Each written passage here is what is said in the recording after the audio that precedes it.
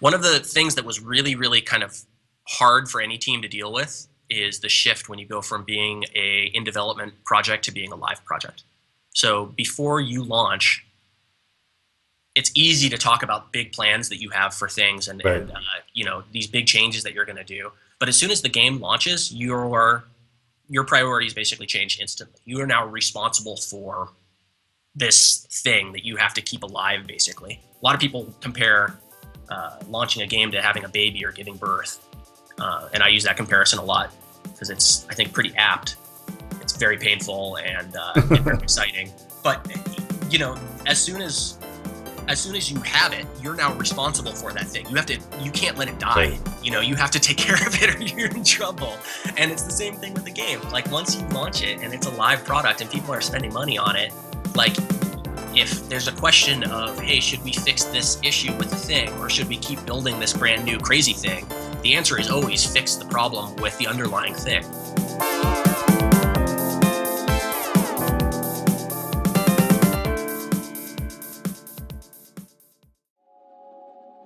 A while ago I came across a video from gaming industry veteran Laura Fryer called The Product Triangle.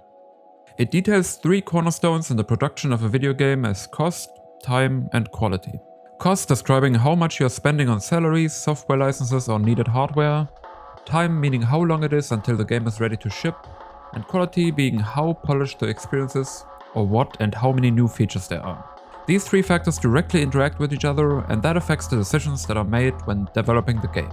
Everyone's ideal game would obviously have as much quality and features as possible, but that's not quite how the world works. People have to get paid, expenses have to be made so that the quality of the product can be achieved in the first place, and the game has to actually ship so that it can make revenue. That revenue then gets used to justify the expenses that have been made in the first place, and ideally the game even makes a profit. The product triangle makes it very easy to explain the less considered consequences that certain decisions can have on game development. Its simplicity is in fact a big part of Laura's video. Let's use an example of adding a new feature close to release and lay out 3 different options. You can sacrifice its quality so that it can fit into the schedule without spending more money. You have to delay the release because there's no money to be spent on extra dev time and the feature is important enough that it can't be half-assed. Or more money has to be spent to get contractors on the feature because delaying the release date is impossible. At least one of the 3 cornerstones will be diminished to make headway on another one. Sometimes even 2 of them, like in the most extreme example of cutting costs in development. Letting staff go obviously reduces costs by getting rid of a monthly salary to pay, but it has a negative impact on time as there are less people finishing tasks and the quality of your product is possibly lowered as a lot of valuable knowledge can be lost. There's one little thing though that I want to modify about this explanation of the triangle. It assumes one set release date for the game, which can get moved backwards or forwards depending on your progress. After that you move on to the next game that has its own triangle with its own motivations. Obviously a normal assumption to make back in the day, but nowadays we have these wacky little things called live service games. Especially when your game doesn't have a box price, you have to make money with in-game transactions and keep players interested for as long as possible by shipping frequent updates. This doesn't invalidate the product triangle at all though. It rather transforms it into an infinite chain of product triangles that also all ripple into each other. Decisions made 3 years ago can and will affect your current version of the triangle, and therefore your current development decisions. To showcase that, I want to talk about a game that has consumed a considerable part of my life. It has been almost 12 years now since Planetside 2 properly launched, and while that's a very respectable amount for any live service game, I still feel like it's severely underperforming. One of the biggest reasons for that, in my opinion, is the lack of competition in the MMO FPS market. Planetside 2 had the opportunity to be an evergreen game like Team Fortress 2, DayZ, Age of Empires 2 or Path of Exile. Games that have solidified themselves in their niche with a unique enough concept, very solid design, or ideally both. Planetside 2's concept is so unique that nobody has replicated it in all these 12 years. It's become a meme in the community nowadays, but there truly is no game like it. Why is the game slowly becoming a wasteland then? As a free-to-play live service game, Planetside 2 has gotten a lot of updates and new features over the last 10 plus years. Many of them did not account for the initial direction that Planetside took as a game, and therefore clashed with a lot of existing mechanics. Some of them were badly thought out or too underdeveloped. Either way, there was never enough time afterwards to iterate on these updates or properly address the emerging problems. All of that piled up into a massive entangled mess of annoying interactions, moments of frustration, or straight up boredom and confusing chaos, resulting in the alienation of a substantial chunk of the player base over time. I want to pinpoint in this video what exactly frustrates me about the Planetside of today, and shine a light on its progression as a free-to-play MMO FPS from launch until now. With that, we will delve into Planetside 2 at its very core, the metagame of how players are made to fight each other at individual bases, what motivations and goals they are given, and how the three domains of the game can interact with each other in a fair and engaging way. Those domains being Infantry, ground vehicles, and air respectively. Some mechanics connect so directly to Planetside core concept that changing them without care will disrupt everyone's gameplay loop. And with that, large parts of the player base will stop playing as the game becomes unrecognizable from the iteration they initially enjoyed playing. To understand what mechanics underpin the gameplay at its core, I've looked through a bunch of dev streams and interviews to get a first-hand perspective of the team that originally created Planetside 2 and put those necessary core mechanics in place. You'll mostly be hearing from Matt Higbee, the creative director of Planetside 2 and person that made the game function as a whole, Malorn, a game and level designer that was focused on carving out the very metagame I want to dig into today, and Xanderclaws, who had a big hand in Planetside fundamental level design. This video is not supposed to be nostalgia bait about the game having been strictly better in the past. Rather, I want to look at the most basic systems that were developed for Planetside 2 under the particular vision of this massive interconnected FPS game with customizable and individual characters on a persistent map.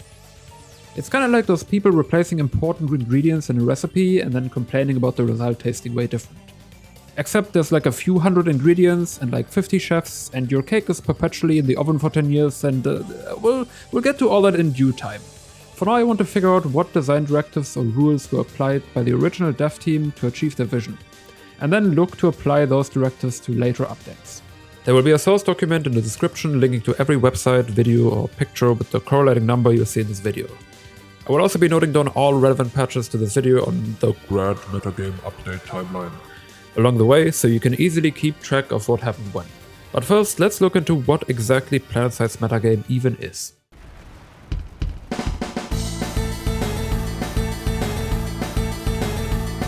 Before we dive in that deep, I should define one term that gets thrown around a lot when having discussions about Planetside metagame: sandbox. It becomes kind of a catch-all excuse for players to just be able to do whatever they want, and that's not quite what it means in Planetside context. It's a sandbox in the way of all actions and reactions in the game being created by players and being player-driven. The game is just providing the framework for players to make those actions happen. Here's what Smedley, the president and CEO of the company developing Planetside 2 at the time, had to say about the term. So we mean sandbox in similar to what we had in Galaxies and what we have, what CCP has in EVE. And that means a dynamic player economy. There's a reason resources are going into the game at the start. We have big plans for them down the road. This is one of Planetside 2's greatest strengths, as there is no pressure on you as a player ever. You can log in and out whenever you want, you can contribute in any way you want and still feel like you're achieving something. At the same time, leaving players entirely unaccountable and obscuring if and how they are actually contributing becomes as much of a weakness. Whilst you could play Planetside as a true sandbox, it makes about as much sense as camping in a corner and hurling grenades around randomly in a Call of Duty lobby. Absolutely no one is stopping you from doing it, but you're hindering your team and essentially playing against the intent of the game. The difference between a lobby shooter like Call of Duty and Planetside 2 is due to the massive number of players existing in it. Nobody will notice when you're AFKing in the warp gate or sitting at the edge of the map with a Skyguard defending a base no one will ever get to on purpose. The more players become disillusioned with their own gameplay, the more inaccurate player numbers become on a hex scale and even a continent scale. You can have players technically in the right area, but not playing or thinking they are making an impact while being entirely off to the side. As player numbers are dropping over the years, this misunderstanding of the sandbox term did get more problematic and started amplifying many other issues we're dealing with nowadays. Now onto the actual skeleton that makes the game work. This might seem a little obvious at first glance, but I think it's helpful to bring everyone on the same page of what is being discussed, and as a reference point for mechanics we'll be talking about later on. Planetside 2 is an MMO FPS. Let's talk about what this MMO addendum to the genre actually means. It stands for Massive Multiplayer Online. That's not really a game genre on its own, it's a combination of words that doesn't really mean anything unless you add something to the end of it. When people think of MMOs, they usually connect it to the MMORPG genre, which has a strong social focus as a combination of the role-playing game and multiplayer status. The closest we're getting to MMO standing on its own are programs like Second Life or Worlds, which are more social platforms than game. The prefix is a qualifier that specifies what kind of game we are talking about. MMO is commonly understood to mean a game with a large number of players that can interact online within a persistent world. What usually comes with that qualifier mechanically are servers that will house multiple hundreds of players at the same time, a persistent world for players to interact in, a way to create and somewhat individualize your own character, and a social framework like clans or outfits in Planetside's case. Not to forget chat features with friend lists to support socialization. All those features obviously help with shaping the gameplay experience, but Planetside 2's metagame at its very core should provide the minimum amount of structure that communicates to players where to go, instead of needing social features and assistance to guide them on how the game can be played. In short, this MMO addendum means we have a persistent map with potentially permanent characters and a social framework for them to interact with it, but the gameplay remains that of a first-person shooter. So that's where our metagame skeleton starts out purely by designation of game genre. Next up, the players need to be grouped in some way to encourage social features, teamwork, and provide gameplay structure. Planetside 2 does this in a way of factions, and it provides 3 different ones to join: the Terran Republic, the New Conglomerate, and the Vanu Sovereignty. There's technically a 4th one, but it's essentially a mercenary faction that lets players integrate into the other factions, so it doesn't really count. The choice to have 3 different fully player-driven groups fighting each other is definitely something that brings uniqueness to the table, but it's not a groundbreaking feature. Obviously, the original Planetside did this previously, but it has also been used in other MMORPGs, like Dark Age of Camelot or Champions of Regnum. This isn't too relevant to our metagame analysis though, as fights are laid out and balanced to still happen in a 1v1 format, while 3-player fights are treated more as an epic gimmick that may or may not happen here and there. 3 factions also fill out the massive map much better, providing a wider variety of fights and encounters. The factions are asymmetrically balanced, with each one having stats they excel in a little more than their opponents. However, faction balance is beyond the scope of this video, so I won't bore you with the details. I can assure you though that the interfaction balance works more than well enough for the intended casual gameplay interactions. Now these factions need a local motivator to fight each other. Planetside 2 does this in the form of control points that allow you to influence the ownership of territories spread out all over the map. To make sure fights happen consistently around these control points, we will also need spawn points. That means one spawn building for whoever's defending the base, and a way for attackers to create a spawn point. This is one of the more unique and complicated mechanics the game has, but it is the centerpiece of creating fights in it. The Sunderer is a vehicle that can turn into a spawn point by deploying and becoming immobile. It can also transport up to 12 players, has decent damage output with its 2 top guns, multiple different options to boost its survivability, and can support other vehicles with repairs, ammo supplies, or scout radar revealing enemies on the minimap. Sounds like a lot, and that's because it is, but we'll get to that in a later section. We have control points for players to fight over and spawns on each side. Pretty good so far. Let's add some buildings, plants, rock, and a bunch of cover pieces in between all that to make our FPS gameplay more interesting. Repeat that 40 to 50 times and we basically have a playable game on a persistent map. To give the infantry gameplay some variety, they are basic yet distinguished classes with their own weapon types and abilities. The medic has access to assault rifles with the ability to heal others and himself, as well as revive other players. The engineer has access to carbines, can repair other vehicles, max units, and can place turrets or other deployables. The light assault has a jetpack and also makes use of carbines. The heavy assault has an overshield granting him extra health and a rocket launcher to deal with vehicles. He also makes use of light machine guns. The infiltrator has the ability to cloak, place motion detection items, and exclusive access to sniper rifles. Finally, the max unit is an armored suit that costs resources with the ability to put out sustained, high DPS. Planetside makes a few unconventional choices in class design here. The heavy class as the de facto choice for infantry interactions, due to its access to more health as an ability, also gets rocket launchers, to double up as the most in-your-face anti-vehicle option for new players. Infiltrators, who receive access to all long to mid-range weapons, including one-shot sniper rifles, also receive a cloaking ability that you can spot in close quarters, but essentially becomes proper invisibility once they get further away.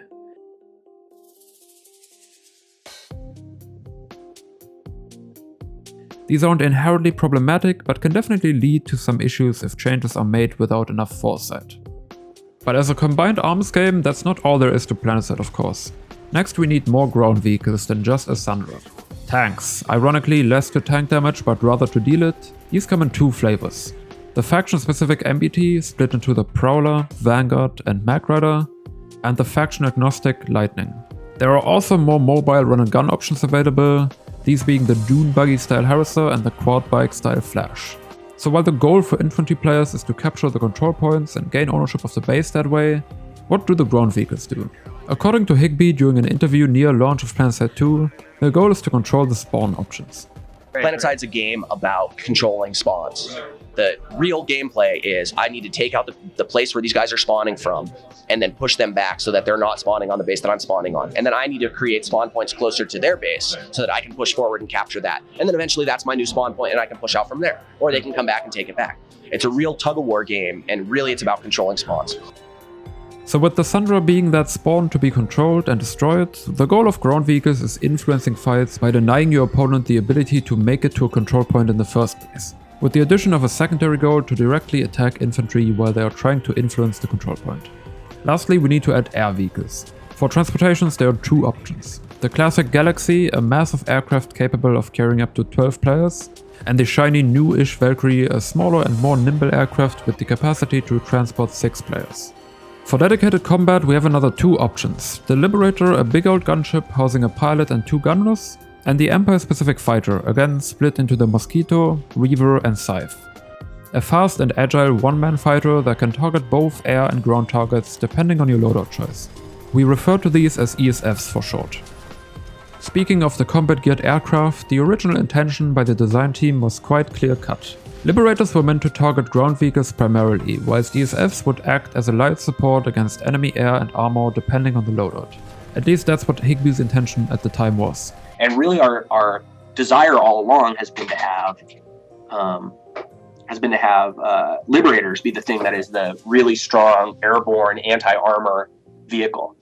And fighters are supposed to sort of be a supplement to it, but not necessarily a awesome at hunting ground vehicles type vehicle. They're supposed to be good at taking out ground infantry. They're supposed to be good at softening up ground vehicles, but they're not supposed to just be annihilating ground vehicles the same way that they are right now. So we've nerfed their ability, at least the rocket pod's ability, to do tons and tons of damage to heavily armored ground targets. We've cranked up the Liberator's ability to do that, and we want people to be using Empire-specific fighters as anti-Liberator now, a little bit more than just as a one-size-fits-all anti-ground solution. Obviously they also have the ability to destroy spawns themselves, but have a much harder time due to the nature of anti-air weapons. We'll get to all those issues in this dedicated section though. Air versus air combat spawns out of the desire to be able to attack targets on the ground without being contested by other aircraft. Air vehicles don't really have an inherent objective provided by the game structure because of how unrestricted by the game's level design they are. But that's okay. The degree by which they can affect fights on the ground is more than enough to make them feel useful. That's essentially the core of our metagame. I'll try to sum it up real quick here. FPS game, bases with control points all over a persistent map, players fight over territory control by capturing them, vehicle gameplay creates tug-of-war over who keeps spawn points, air provides fast transportation and influences infantry and vehicle fights. And because we're playing a video game, all of those engagements are supposed to be as fair and rewarding as possible, which means numbers on either side should be balanced close to a 50-50 split in some way or another.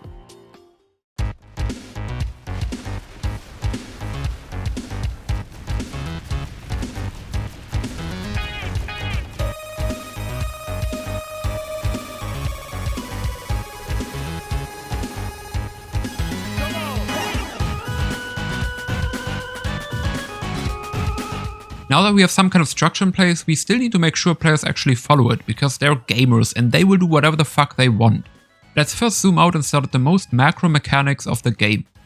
For that we can refer to a blog post by Planetside 2's game designer Malone about what he calls density. I'd highly encourage you to pause the video right now and read this entire thing to get a lot more context of what we're about to get into. Honestly, this is by far the longest and most complicated section of the video. Planetside 2's spawn mechanics are unlike any other game, so if this is your first time hearing of the game, you might get a little lost. Regardless, I'll give a short breakdown before we explore the mechanics that the blog describes. At its very basic, density is how players are spreading out over the map. You don't want players so spread out that they barely see each other, and you don't want things to be so cramped that performance problems come up and the core FPS gameplay gets lost. Because Planetside 2 has this massive persistent map and player numbers fluctuate constantly, it needs mechanics that can guide players in their moment-to-moment gameplay. Other games can fine-tune their player numbers, map size and map interactables to control density, but this isn't really compatible with Planetside sandboxy nature. Mechanic number 1 is continent locking. This is kind of a no-brainer if you've played in recent years, but continent locking was only introduced in 2014, 2 years after launch. I distinctly remember running around Esamir chasing after ghost caps, not seeing many enemies because my computer couldn't handle the massive crowd fight where pretty much everyone else was. You'll notice these are the two extreme cases that we're trying to avoid, so introducing continent locking actually enabled players to enjoy populated fights at every base instead of just the crown. Next we have lattice links. Near launch you could start captures on any territory that was connected to yours, which was supposed to encourage creativity and strategic coordination with your faction. The end result of leaning into player freedom that much was unfortunately quite different. Early on in Planetside 2 there was no lattice, and players often skirted right around each other, even large zergs, because there was nothing to force them to fight over a territory. If it looked too tough or couldn't be steamrolled, just ignore and go around. They had 3 to 4 other choices typically, and would avoid each other for the path of least resistance. So lattice lines ensure players actually fight each other, make the map look less overwhelming and make capturing enemy territory feel more like an achievement. The one downside of lattice links is that players are being forced to play specific bases more frequently, which we'll talk about in the level design section. For now let's move on to controlling player mobility, and with that introduce a funny little term called redeploy site. It comes from the redeploy mechanic in the game, which lets you go back to the map screen and choose a different spawn point. A popular talking point connected to it is that players redeploy out of somewhat difficult fights once they're losing, because they have the freedom to move wherever they want. That leads to fights never really forming, as players redeploy past each other instead of sticking around long enough to have engaging interactions over multiple bases on one lane. The sheer existence of the redeploy button and merely allowing players to spawn at a base at the other end of the map gets pinned down as a problem by some people when the issue is much more complex. Malone also shortly touches on that in the blog. Players moving rapidly around the map destabilizes fights, and causes density to be highly variable, to the point where you can't actually get a stable fight or a stable front. During this debate, two sides of the argument manifested.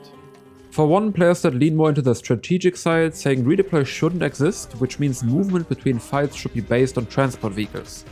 And on the other side, players that are more interested in the FPS aspect, saying you should be able to redeploy to any fight you see at your earliest convenience, because waiting to play the game is boring. It's a very messy debate because you see many people making up their own definitions of words like redeploy site, logistics, or even zerging in the context of Planetside. That then leads to nonsensical arguments where no one can even agree on what to argue about. These two sides were probably the only two simplified sentiments that could be agreed upon. And I won't lie, before starting research on this, I was firmly in the camp of FPS players, but Malone's explanation of controlling player mobility highlights the issue really well. He suggests that movements destabilizing balanced player density are slow and difficult, while movements that improve it should be free and easy. That means doing such rapid movement may not be easy or convenient, or it may take a few minutes to do. While players often want to go where they want right at that instant, it isn't a good thing for the game when everyone can and does exactly that. A good philosophy is to let them do what they want to do, but have meaningful consequences for their choices. Stable density means easy and free. Volatile density equals difficult and expensive.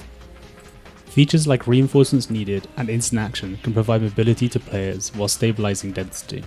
That is, when they work correctly. The idea is pretty simple. Offer mobility, but limit the choices to places that help stabilize density. There are three major systems in place to control player mobility. The Respawnsystem, offering those green little dots on your map, the Reinforcements Needed system, and the Joint Combat/Instant Action system. Conceptually, the Respawnsystem should allow you to move wherever you want, but functionally it should be a slow and somewhat complicated process, as it will most likely destabilize density on the continent. The Joint Combat and Reinforcements Needed system are available to the player at the click of one button and should be designed to re-stabilize density, while immediately providing a player with a good fight. Basically a win-win button for player density and gameplay experience. Okay, but does it actually work as intended? No, well, barely. Let's look at all three systems and see what exactly is happening. For clarity, I'll be referring to the green dots appearing on the map as the respawn system, the reinforcement options as the reinforcement system, and this blue box and what it does as the join combat system. And all three of them in combination as just the spawn system. Let's start with the respawn system. It went through a bunch of different iterations, many of which were never properly documented or explained to the public, so my explanation of these might not be 100% accurate, but they'll get the gist across. The earliest respawn system for Planetside 2 was the most restricted. You would always be allowed to spawn at the warp gates and all bases directly connected to your current hex by ladders. Your other options were the closest small outpost, the closest bigger base, usually sporting multiple control points, and the closest big facility, being an amp station, tech plant or biolab.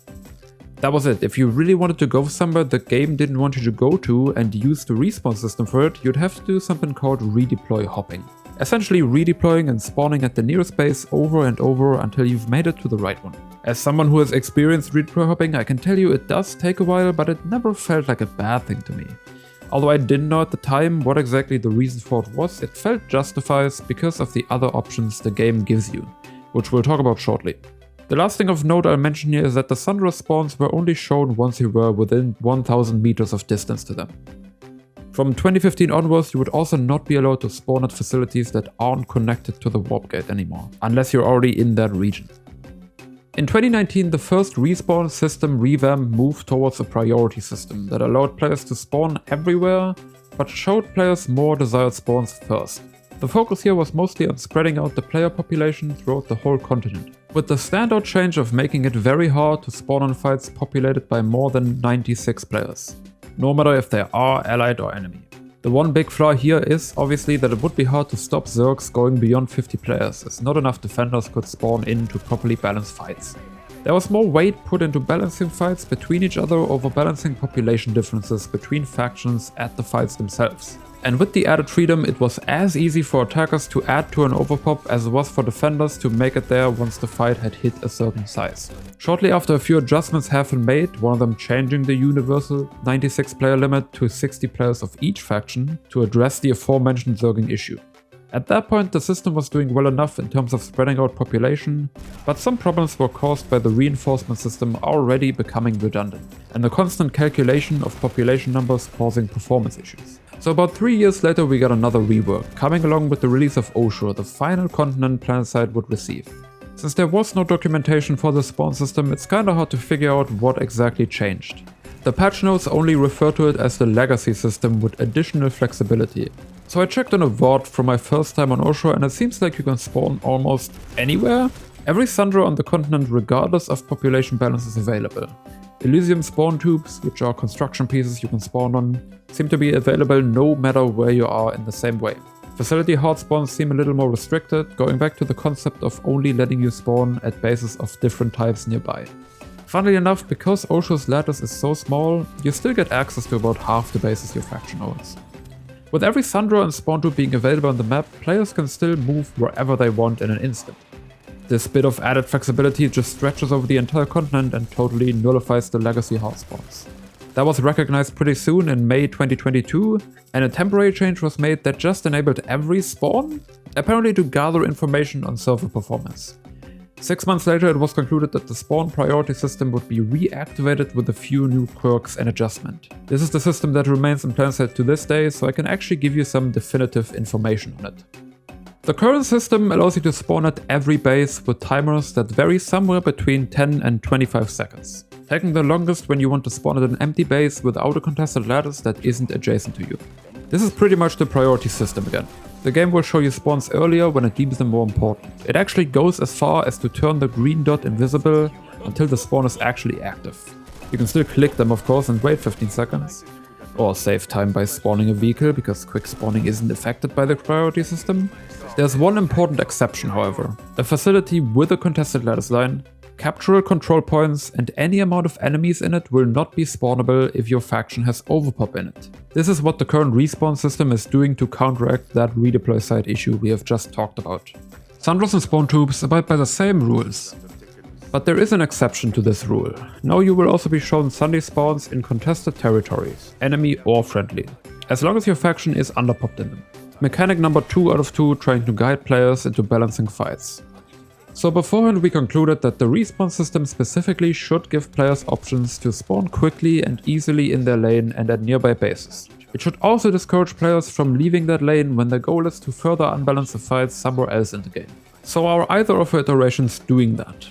The launch system is definitely doing it better than the current one, but it also leans a little too much into that restrictiveness, which is why the dev team ended up moving away from it, I'd assume.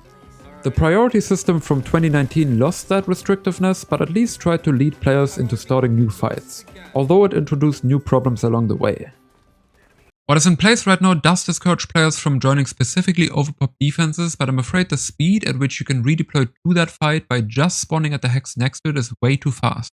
Players will have to spend 30 seconds at most to get anywhere on the map. You can hardly call that an inconvenience. But if the other two mechanics do a good job at balancing out fights over the map, that's not such a big deal, right? Yeah, let's move on to the reinforcement system. By the way, I came across Commander Sirius's website providing information about the spawn system while doing research for this section. It was genuinely helpful due to some of the pieces of info in here being so outdated that it helped me confirm facts about the old iteration of Planetside spawning systems. I really mean that. This is one of the last places that has documented old spawn system mechanics. It should probably be updated to reflect the current game, because the website is the very first to pop up when googling stuff about the spawn system, but archiving the history of these systems somewhere would be nice. Back to the reinforcement system, which once again doesn't have much documented information. These are up to 3 extra spawn options that can show up in addition to the ones the respawn system provides you. But when do they show up? We know for sure that they can only show up defensively on actual spawn room spawns. And we know that your faction's population needs to be under 50% in the hex for it to activate. Commander Sirius notes that at least one ally has to be present in the territory for the reinforcement system to kick in, which lines up with my memories. The current iteration is not much different. The one difference I noticed is that a certain amount of enemy players has to be present in the hex for the reinforcement system to be activated. That number looks to be above 12. Hard to properly confirm considering how population is displayed in the game. It was temporarily disabled when the priority system came out in 2019 because of it overlapping with facilities that are already being offered by the respawn system. So is the reinforcement system doing its job? It harmonized very well with the old respawn system, as it truly was the only way to spawn at other bases that needed reinforcements far away from your current location. Nowadays it has become kinda redundant, as the respawn system offers you a spawn at underpop regions either way, often before the reinforcement system kicks in. The fact that reinforcements needed only activates above 12 enemies shown also affects an aspect of density that the 2019 priority system tried to address more specifically, spreading out the general number of players on the map. Both design-wise and mechanically the game becomes less fun and stalemates begin to form at a critical mass of players. I've touched on level design methods to combat this problem in my previous video on middle bases and choke points. There I explained how a fight being too big can be a problem in the first place, but I want to reiterate how the density concept plays into it. Mechanics are needed to at the very least give players better alternatives when a fight has reached that critical mass, and to make sure the size of that fight doesn't further increase. Ideally, players are even encouraged to move away from a fight that has become too massive for its own good. Offering new spawns later rather than earlier plays into everyone being less likely to spread out and therefore fight variety suffering big time. So finally, let's get to joint combat, aka instant action, which are the exact same thing by the way. The name got changed a bunch of years ago. This is by far Planetside 2's most glaring issue, and it somehow managed to fly completely under everyone's radar. Probably because its final change wasn't documented in any patch notes. It also dropped during the controversial Oshur update with tons of other pain points that looked more directly problematic. And they were problems to be clear, but joint combat kinda fucked shit up from behind the scenes and nobody quite realized.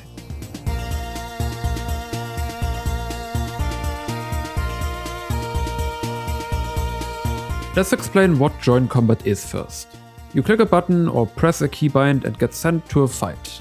You give the game full control on what fight to go to, trusting that it's programmed well enough to find an engaging fight for you, allowing you to impactfully help your faction. It is the easiest, most convenient way to instantly play the game, and not have to bother with reading the map and understanding the whole UI. This is especially useful if you're a new player and the game knows that. It will explain joint combat early on and encourage you to press it multiple times if you're just starting out. So what actually happens when you press that button? Well, what used to happen is that you will get spawned into a fight where the enemy and friendly population is within 20% of each other. Sirius's website also mentions that it can be buggy and sometimes not work at all. I do remember that this is not the earliest iteration of joint combat. It used to drop you into a fight with a drop pod instead of using the spawn options provided. I don't remember how that system would calculate what fight to bring you to, but the community consensus back then was that joint combat is a random mess at times. The last joint combat change before the final iteration I could find was in 2019. It's described as looking for balanced fights, or fights starting at enemy front lines. It also went back to using drop pods. All of these iterations worked fine. I don't have much to say about them because they just did their job. You drop into a roughly balanced fight upon pressing the button and life goes on. The next and final version of joint combat would arrive with the Oshur Spawnsystem in 2022, although it wasn't directly mentioned. Unfortunately, there are no details on its mechanics shared in the patch notes, so we have to piece them together ourselves. And the results are surprisingly simple. You will get sent to the fight with the highest friendly population on the map. If you're already near that fight, which is decided by distance, not hex, you will get sent to the second highest friendly population on the map. There's also a weird outlier where the game will send you to 3-way fights wherever they exist. Just any hex that has population from all 3 factions in it. No matter how small the amount of friendly pop is, joint combat might just send you there anyways. Now if you've been paying attention, you might already see what the problem here is. Let me remind you what the joint combat system is supposed to do in the context of stabilizing density in Malorne's worlds. The response seems to forget that instant action exists. It doesn't do what it needs to do and is unreliable at times, but any sort of I want to fight now should be solved by instant action. And it should put people in decent fights where their faction is the underdog. In other words, instant action is a metered reinforcements needed where the game, not the players, decide where the reinforcements go. If you want a specific destination or one not offered by instant action, then fly there or use another transportation means. It shouldn't be easy for you to destabilize fights like it is today thanks to reinforcements needed. So joint combat should make sure players are reasonably spread out to provide a variety of engaging fights on the map, and make sure these fights stay somewhat balanced, aiming for a 50-50 split ideally. There's 2 very distinct problems with sending players to a fight where they have the highest population already. Number 1 is when the fight is already overpopped. You drop into an area with too many friendlies, meaning you're unlikely to find enemies to go up against and actually play. You're also further unbalancing the fight, meaning something close to a 50-50 balance might never happen. And number 2, when you do drop into a 50-50 fight, it is guaranteed to be the biggest fight on the continent, as the enemy faction needs to match your numbers. While that can make for an enjoyable fight, it will destabilize density in terms of spreading players out around the map.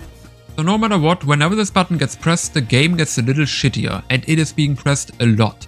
Right now, joint combat, a mechanic that is fully in control of Planetside 2 and how it is programmed, actively creates zerging.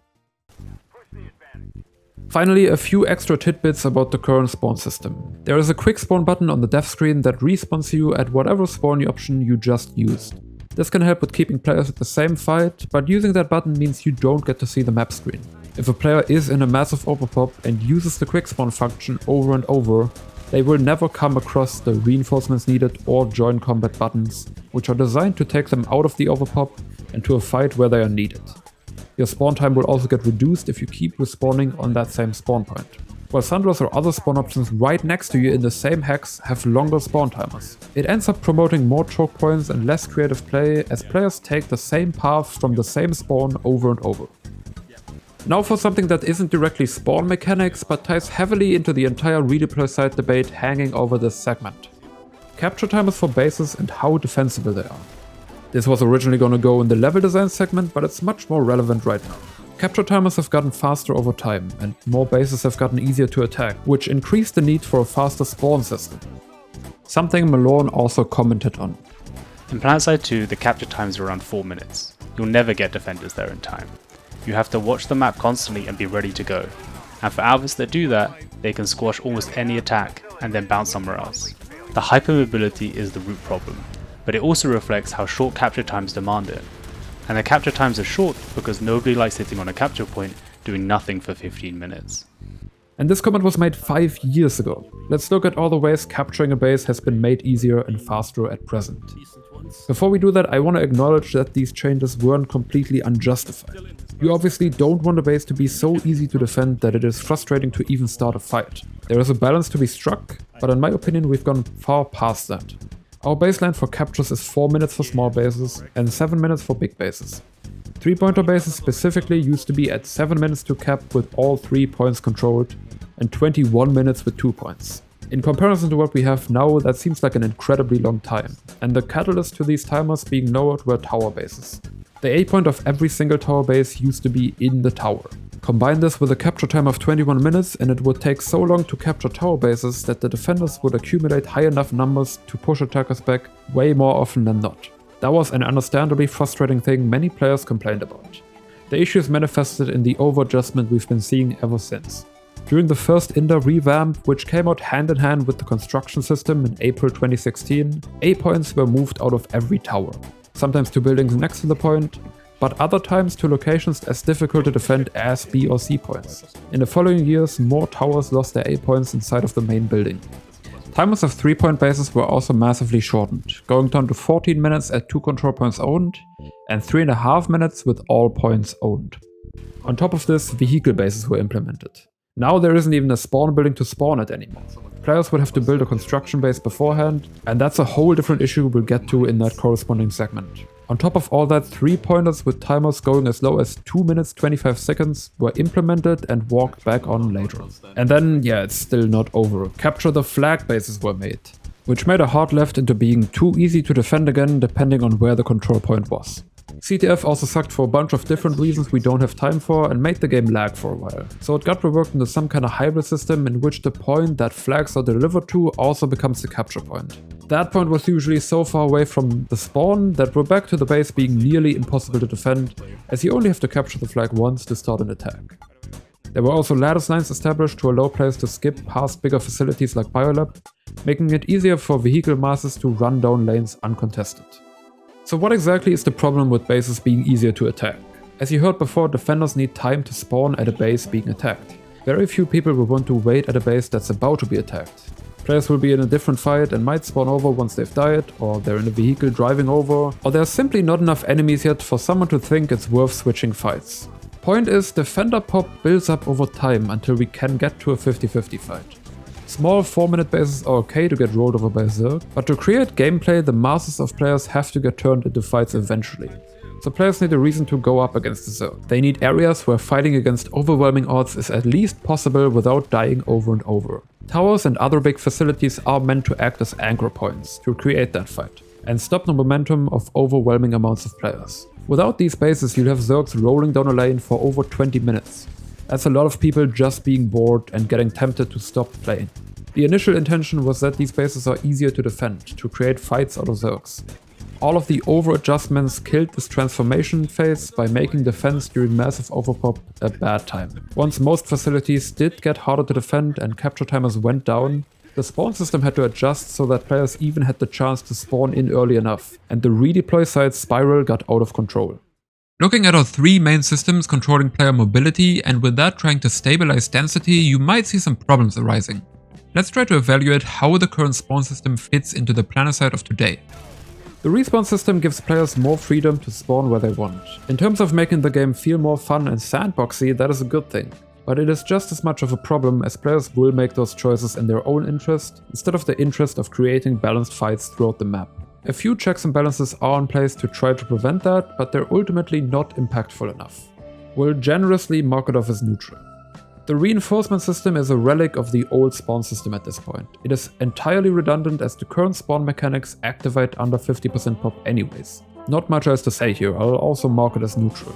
Joint combat in its current form is horrible, terrible, atrocious, horrendous, very, very bad. I honestly don't understand how we got to this point. Especially as a mechanic that is supposed to be used by new players the most, it has a massive impact on density and the game experience of those new players. Undoubtedly a very negative impact. And to be clear, I'm not Anthony Fantano. Neutral in this context is still a bad thing. Planetside without any systems reigning in the chaos doesn't work. We need these to be somewhat operational or shit is going downhill fast. Lastly, how do Planetside 2's system interact with each other to achieve these goals we laid out earlier? Yeah, not at all. The Respawn and Reinforcement system are basically doing the same thing, while Joint Combat is standing over in the corner eating glue. Players are given the responsibility to balance out fights between each other. Planetside 2 essentially says, I don't give a shit anymore, here are all the spawns, you figure it out. The old system at least had a concept of a plan behind it. Map respawns are for staying mobile in your lane and pulling vehicles. Reinforcement needed lets you spawn when a base needs to be defended. And Joint Combat enables you to reinforce bases that your faction is attacking if necessary. They all have a distinct role in distributing players, and if somebody wants to mess up the balance for their own reason, they'll have to invest a bunch of time to do it. I'm not saying to go back to this exact system, but I'm sure there's a way to update it and fit it to the current version of the game, or maybe even rework all three systems so they can complement each other in a different way. Additionally, looking at capture timers and reworking bases for the purpose of slowing down zergs to some degree could synergize well with reducing player mobility. So what's the result of all this nonsense? Well, the intended game experience starts getting lost because fair and consistent fights do not happen anymore. Back then you had choices between many different and somewhat balanced fights that could rage on anywhere between 5 to 30 minutes. They could shift to different parts of the base or move slightly outside as you find different flanks, or recapture a control point. It was a fun dynamic experience that utilized as many parts of Planetside's massive map as possible. Nowadays the spawn system has you decide between two extremes. Mindlessly exchanging bullets in a never-ending fight in the same place on every continent, or hopelessly defending against an ever-growing mass of attackers. If a somewhat fun fight does emerge by some miracle, it will stick around for at most 4 minutes, and it's right back to the map screen. The most difficult part of playing Planetside at this point is finding the gameplay that actually makes it fun. This has always been an issue, but the Spawnsystem's transformation has made finding the fun nearly impossible for anyone new trying to give the game a shot. There's a few different things, right? And all of these are going to be matters of degree. None of them are going to be the thing that really solves the problem. What we need to do is empower you guys with tools to be able to create the structure. And not only create it, but also be able to communicate that structure. I think a lot of the changes that we're going to potentially be doing to resources will create more solid, impactful reasons for you to fight over certain territories. That'll help a lot with people being able to understand where you're fighting and why you're fighting in these different areas. Right now, it's to the point where resources are almost an afterthought, right? They're not really something that you're thinking about while you're fighting, like, oh man, we've got to secure these resources or we're going to be screwed. I think somewhere in between those two extremes, and I would definitely say that we're at an extreme. We're at an extreme where resources are largely irrelevant right now. Yeah. I've noticed it maybe with C4 twice. Sure, right, yeah. Well, Sunderers are. And it's certainly a concern. And there's things that we can do immediately with just tuning some of the numbers behind the resource system to make them be a lot more impactful and a lot more where you're thinking, okay, we need to fight over this location. But those kind of tuning is going to make it really constraining for people who either are jumping in for the first time and they don't necessarily understand the system or understand why they can't get a tank right now. So that's something that we have to be concerned about. A lot of the design behind the resource changes are going to be to make resources be more, potentially more localized so that the areas that you're fighting over, you're gaining resources from those local areas. And again, this is potentially, we're still hashing out exactly the resource plan that we want to have, but the resource plan will result in resources being a much larger driver for the when, where, and maybe not how, but definitely the when and where of fighting over different regions. There was a lot of talk about the resource system and how it ties into the metagame during the release phase of Planetside 2. Resources were supposed to be a motivator for players to attack or defend bases, and be a more direct approach at guiding players to fight each other that way. And then the next step, we actually have some more stuff that we're going to be doing with resources in the future, is adding more battlefield dynamics to the system. So right now you get a consistent flow of resources no matter what, but we want to do things like allow people to cut off resources, to earn bonus resources for doing specific actions, to do things like deplete or harvest resources, to do resource runs, that kind of stuff. So all kinds of things that actually bring the resource gameplay back into the world. This interview happened right after the consolidation of the 3 individual resources for air, ground and infantry into just nanites. A change that was part of a massive resource revamp, spearheaded in part by Malorn. And the great part is that there's a whole document to look at here. The not so great part is that only a small part of it actually got realized, so analyzing the document doesn't really have much use. The document does align with the fact that vehicle usage in Planetside has a very fragile balance, meaning the systems that enable it need to be fine-tuned in order to avoid vehicle spam and problematic vehicle-infantry interactions. I'll give a very short breakdown of the changes beyond nanites for context. Every Hexus facility deals out resources in form of nanites to all present players. The rate of resources being provided is determined by the level of power that base has. Being connected to the warp gate passively increases the power level of each facility. There's a way to drain power from a facility while attacking it. There is a way to supply a facility with a different resource to increase its power level much faster than the warp gate would. The latter resource is called Aurexium. You mine it with an ant and then bring it back to the facility. Like that, every fight is directly tied to nanite gain as a secondary win condition, essentially being a way to prevent your enemy from spawning vehicles or using other force multipliers. Again, this is a very rudimentary breakdown. The system has a lot more polish behind it, regulating population differences, individual resource usage, or map states, for example. If you want to get the full picture, you should read the document. The details don't really end up mattering though, because we never made it beyond the nanite phase and never will. Here's a Reddit comment from Malorn detailing how all of that happened. Both him and Higby left the company in the wake of a massive round of layoffs that were likely connected to the Planetside IP being sold. The pieces that were made already got cannibalized into a system that just so happens to sell a lot of separate items costing pretty high amounts of certification points. More on that in the construction section later. Well, that fucking sucks. Did resources ever impact map movement in the metagame? They did before the nanite revamp, where controlling bases would directly impact your resource influx. It was dogshit though, as the system essentially punished losing, making it very frustrating to play in when at a disadvantage already. There were a few other attempts past that. It used to only be possible to pull main battle tanks and liberators from the warp gate unless you owned a tech plant. I personally didn't mind this mechanic as it created an incentive to capture tech plants, especially on Esamir as there only is one. With the implementation of the vehicle quick spawn system allowing you to spawn vehicles from the map, the tech plant benefit got cut for convenience, although it still haunts us today, making some quick spawn interactions buggy. Lastly, since June of 2014, alerts used to give the winning faction a nanite discount for vehicles, air or infantry, depending on which continent got capped. A very powerful motivator to win alerts. In fact, a little too powerful, as it threw off balance between factions whenever active. A blanket discount like that was just too strong and made fighting the particular faction with discounts a nightmare in their respective domain. So they were done away with in 2017. Instead, we got more tame benefits only applying in niche situations. Nowadays we have no more motivators for players to do much of anything. They're told to win the alert however they want. This isn't inherently problematic, but manifests as an issue when the missing focus slows down the gameplay pace too much. For example, let's go back to those Sunderers. As one of the 2 respawn points that are required for fights to occur consistently, they're integral to making the entire game work. There's a few implications to that, but first off we have to look at the Sunderer when it is providing respawns. It can't move in that state and is obviously destructible. At the risk of becoming too abstract here, let's come back to the tug-of-war metaphor from earlier and just imagine an actual tug-of-war game.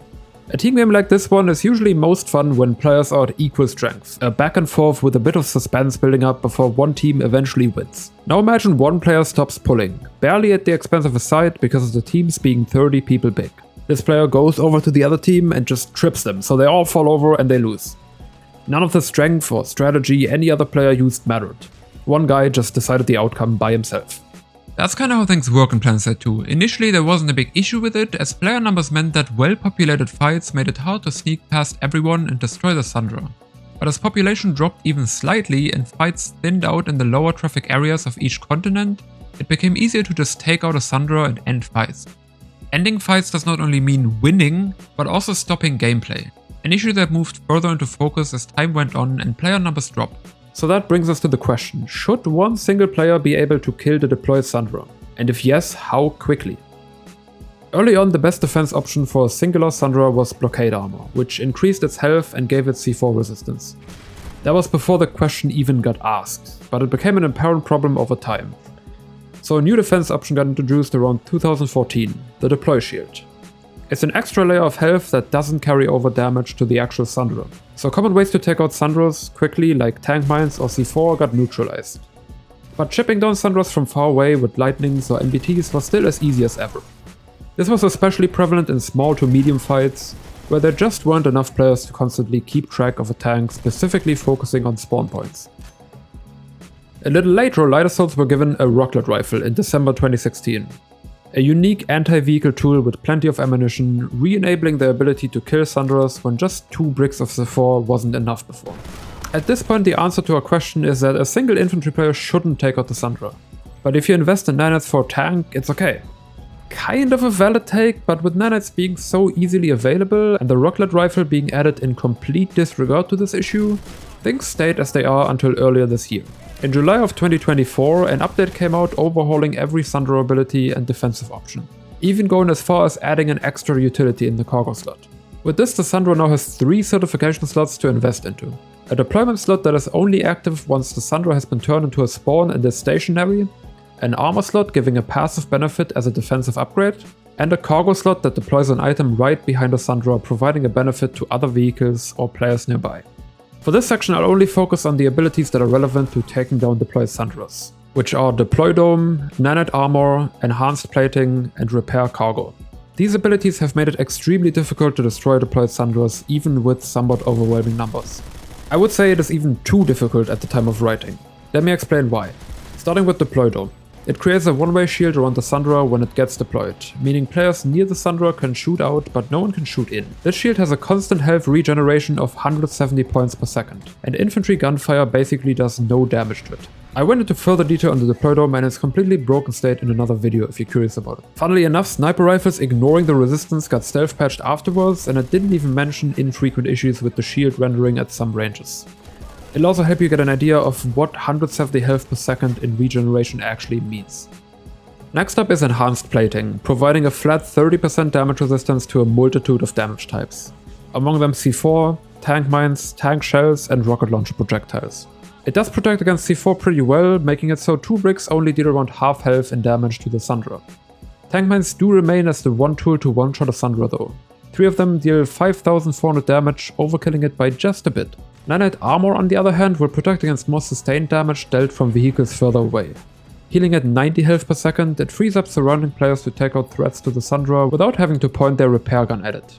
Lastly, Repair Cargo, a deployable that gets ejected right behind the Sunderer when activated, repairing vehicles around it for 165 health per second, except for Sunderers themselves. They get repaired at a rate of, well, they're not telling us that apparently. I roughly calculated it and it comes out at half the repair rate with 82 HP per second, which is almost max rank nanite armor. That's still plenty. The cargo itself can also tank a surprising amount of damage. 2 shots from tank cannons with single shot mags, 3 shots from a prowler. That's a lot of effective health even when deployed in a panic, combined with the amount of health and repairs while it is still alive. Except for Deploy Dome being completely bonkers, these all don't seem like a big deal. The issue lies in all of them being active at the same time and complementing each other. A deployed Sunderer can have 3 ways of health regeneration active at the same time in Deploy Dome, Nanite Armor, and the Repair Cargo. Additionally, players can use the Repair tool, stack a Repair Grenade at the same time for even faster repair, and even use implants for more repair if you want to push it. The counterplay of taking out Sunderers instantly with C4 and tank mines gets slowed down by the one-way shield and straight up countered by Enhanced Plating. The answer to a question from earlier is a very confident no. Nowadays, nobody gets to destroy a Sunderer on their own anymore, unless they're the only person in the entire base. And this isn't even that much of a problem. I think a singular player being unable to destroy a deployed Sunderer is a good thing. The more questionable scenario in terms of balance is that even when defenders push attacking players back to a spawn with slightly overwhelming numbers, they will still struggle to destroy the Sunderer without in-depth knowledge of the loadout options or strong coordination. Safe to say that tryharding Sunderers has become way harder over time, and I will give some credits where it's due. We have definitely gone in the right direction here, although I'd say that things got a little out of hand in terms of survivability of deployed Sunderers. I personally think that a singular person shouldn't be able to destroy a Sunderer unless they are given an ample amount of time. The Sunderer rework was absolutely in the right to bolster the survivability of Sunderers, but it once again overcorrected in the other direction. In the past, you could push up close to a Sunderer and fight the players spawning around it. With that, you'd exert enough pressure for the other players to take it down with various anti-vehicle tools. In evenly numbered fights, the stronger FPS players could eventually force a Sunderer to be destroyed by dominating their enemies. Nowadays, the one-way shield and multiple health regions don't let you near a Sunderer at all, and chip damage becomes completely meaningless as it gets out-repaired. A middle ground where smaller and less stackable health regions exist to ward off tanks, along with getting rid of the one-way shields restricting fights around a Sunderer, would be very preferable to me.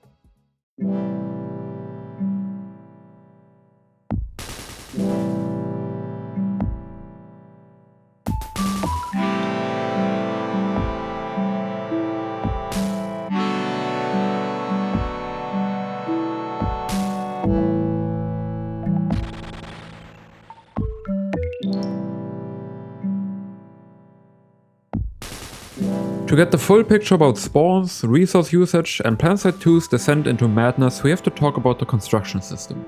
It lets players build their own bases with an assortment of walls, buildings, turrets, and other doodads.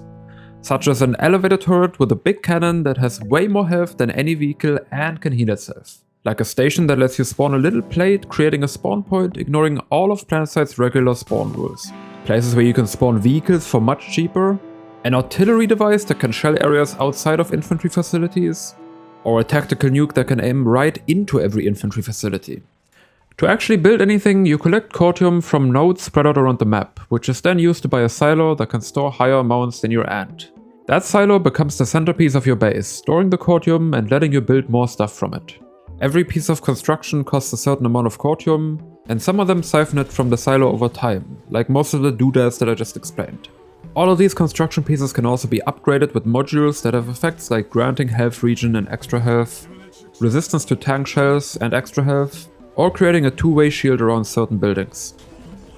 If left alive, construction persists until the continent gets locked. A very likely scenario, as a lot of buildings have pretty massive health pools and can repair themselves through one of those modules. The constructible turrets also output decent damage comparable to the stationary ones, so engaging them can be difficult. That sounds pretty scary. So how does construction fit into the rest of the game, I hear you ask?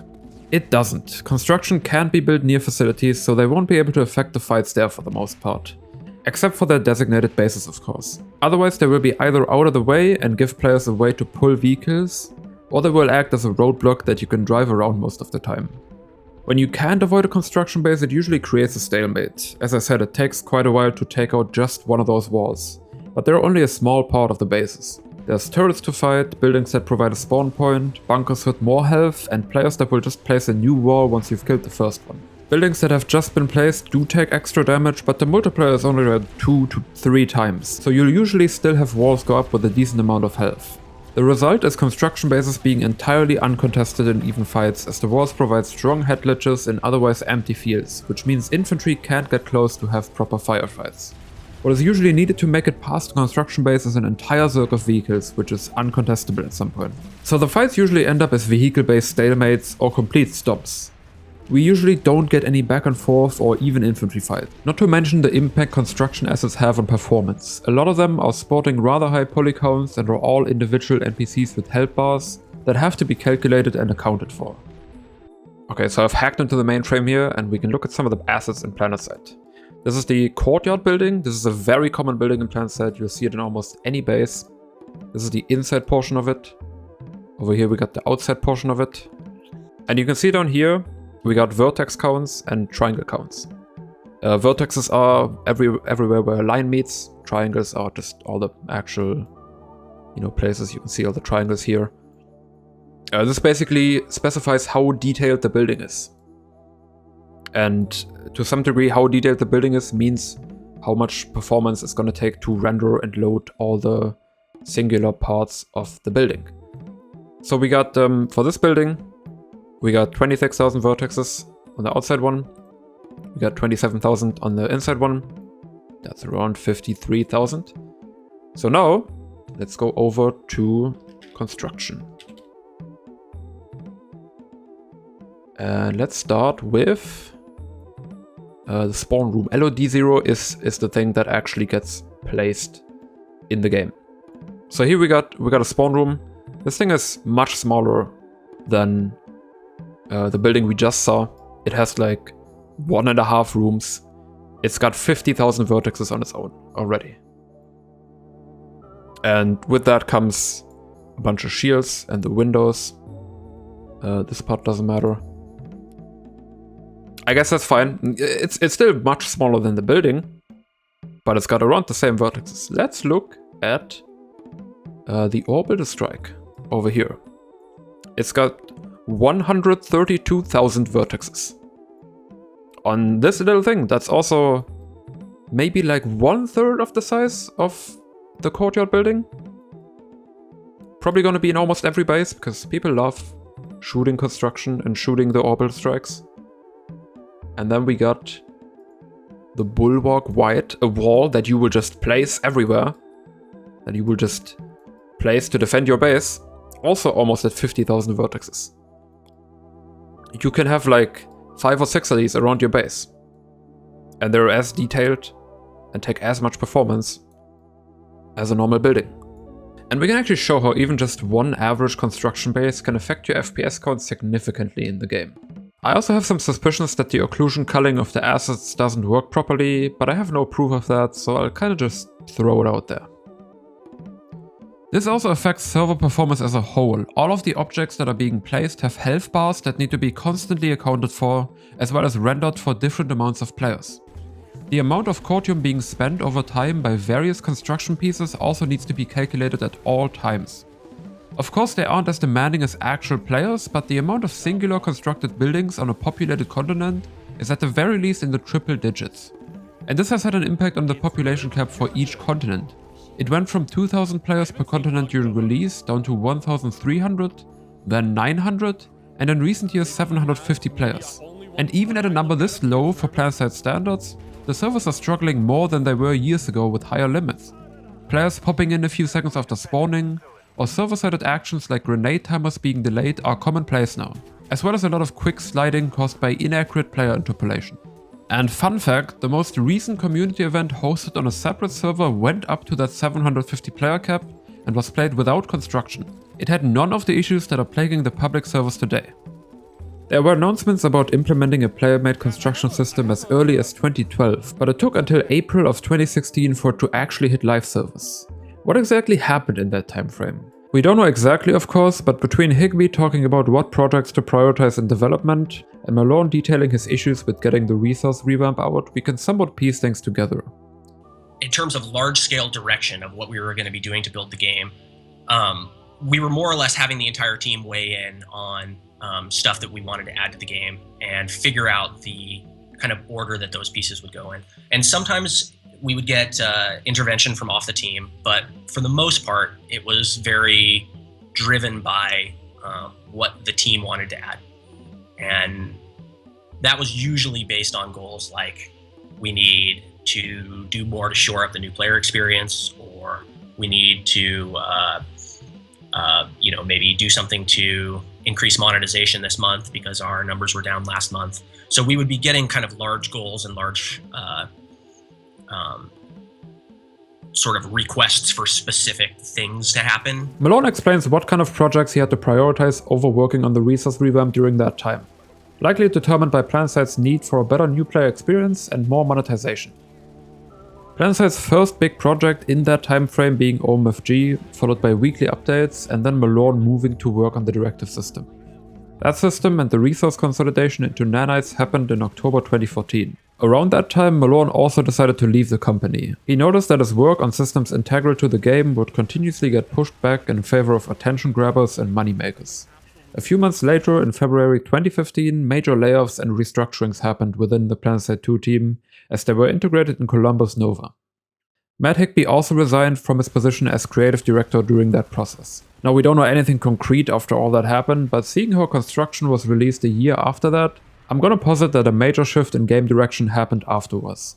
Higby explained that he was always pushing for high fidelity FPS gameplay, while Smedley was more interested in the MMO section of Planetside. He was of the opinion that construction would sabotage Planetside 2's infantry gameplay by taking away from the number of players that could be seen. Without Higby's pushback, the work that was made on the resource revamp got converted into an undercooked version of the construction system, entirely ignoring the need to expand the gameplay loop with more in-depth and objective-driven gameplay. Instead, we get an impressive looking and monetizable feature that often detracted from the core experience. And we didn't even get Oshur Wars until 2020.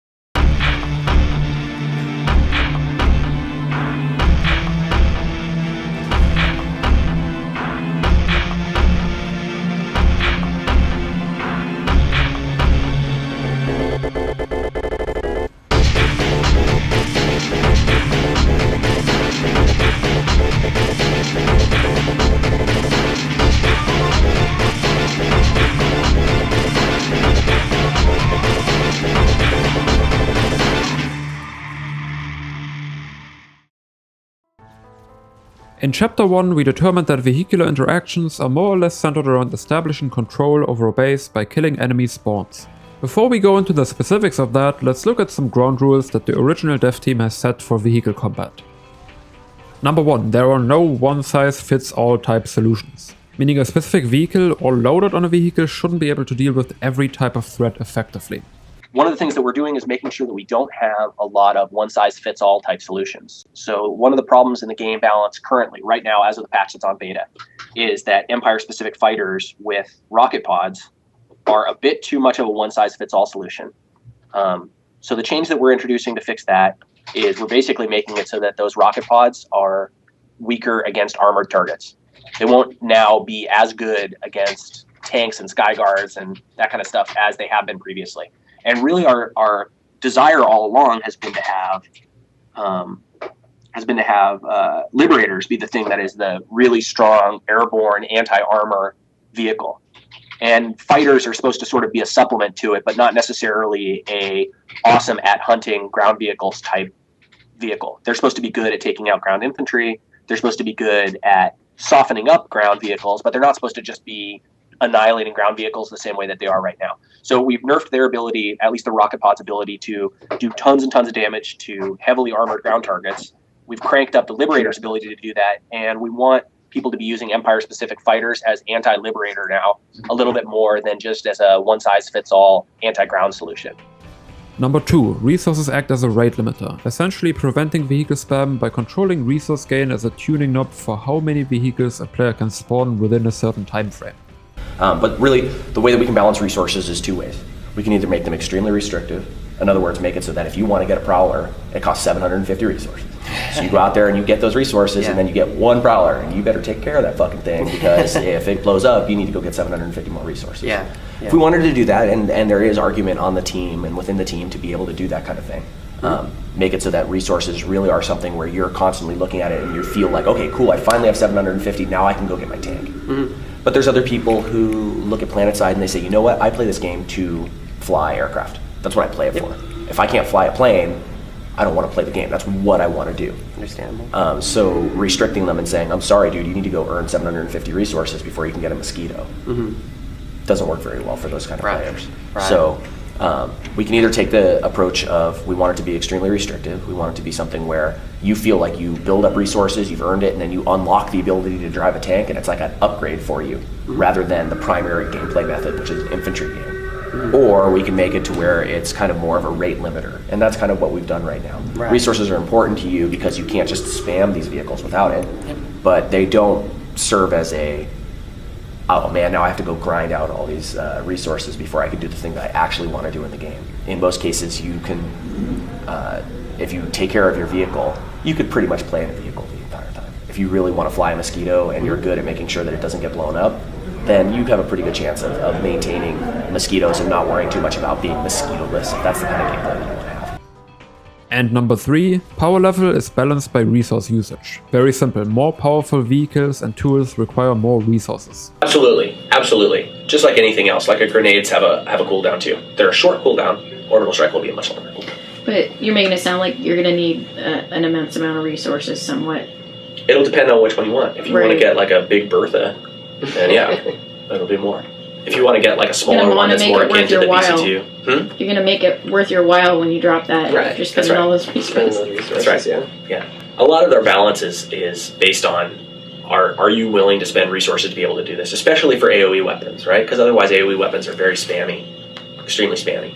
So being able to have them have some sort of cost associated with doing them so people don't spam them as often is great, especially since we have team damage, right? Otherwise, people are just going to be chucking them all the time. Yeah. There might be more here, but these give us some ground rules on how resources dictate gameplay and what vehicles can and can't achieve under normal circumstances. This framework is trying to create a normalized environment in which both infantry and vehicles can interact with each other in a somewhat balanced way. Obviously, one tank does not equal one infantry player, there's a ratio to figure out in each individual fight. I didn't find any dev quotes on what that ratio should be, and with how unstable resource acquisition has been over the duration of the entire game, I couldn't give you a proper number for that ratio.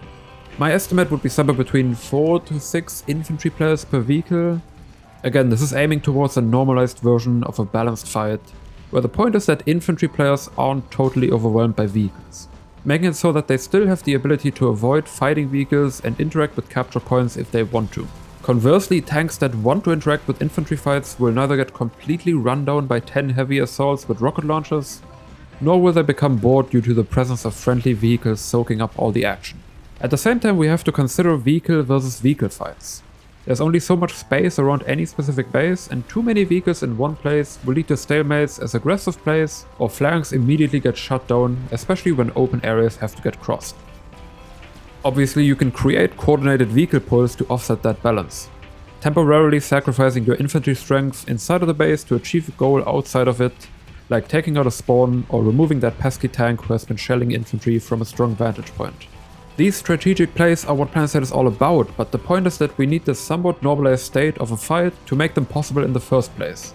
The original dynamic that is set up in Planetside gives every player a maximum nanite amount of 750 nanites, and grants them a regeneration rate of 50 nanites per minute. Various vehicles, consumables or other tools are then tied to a nanite cost that can regulate its occurrence on the battlefield.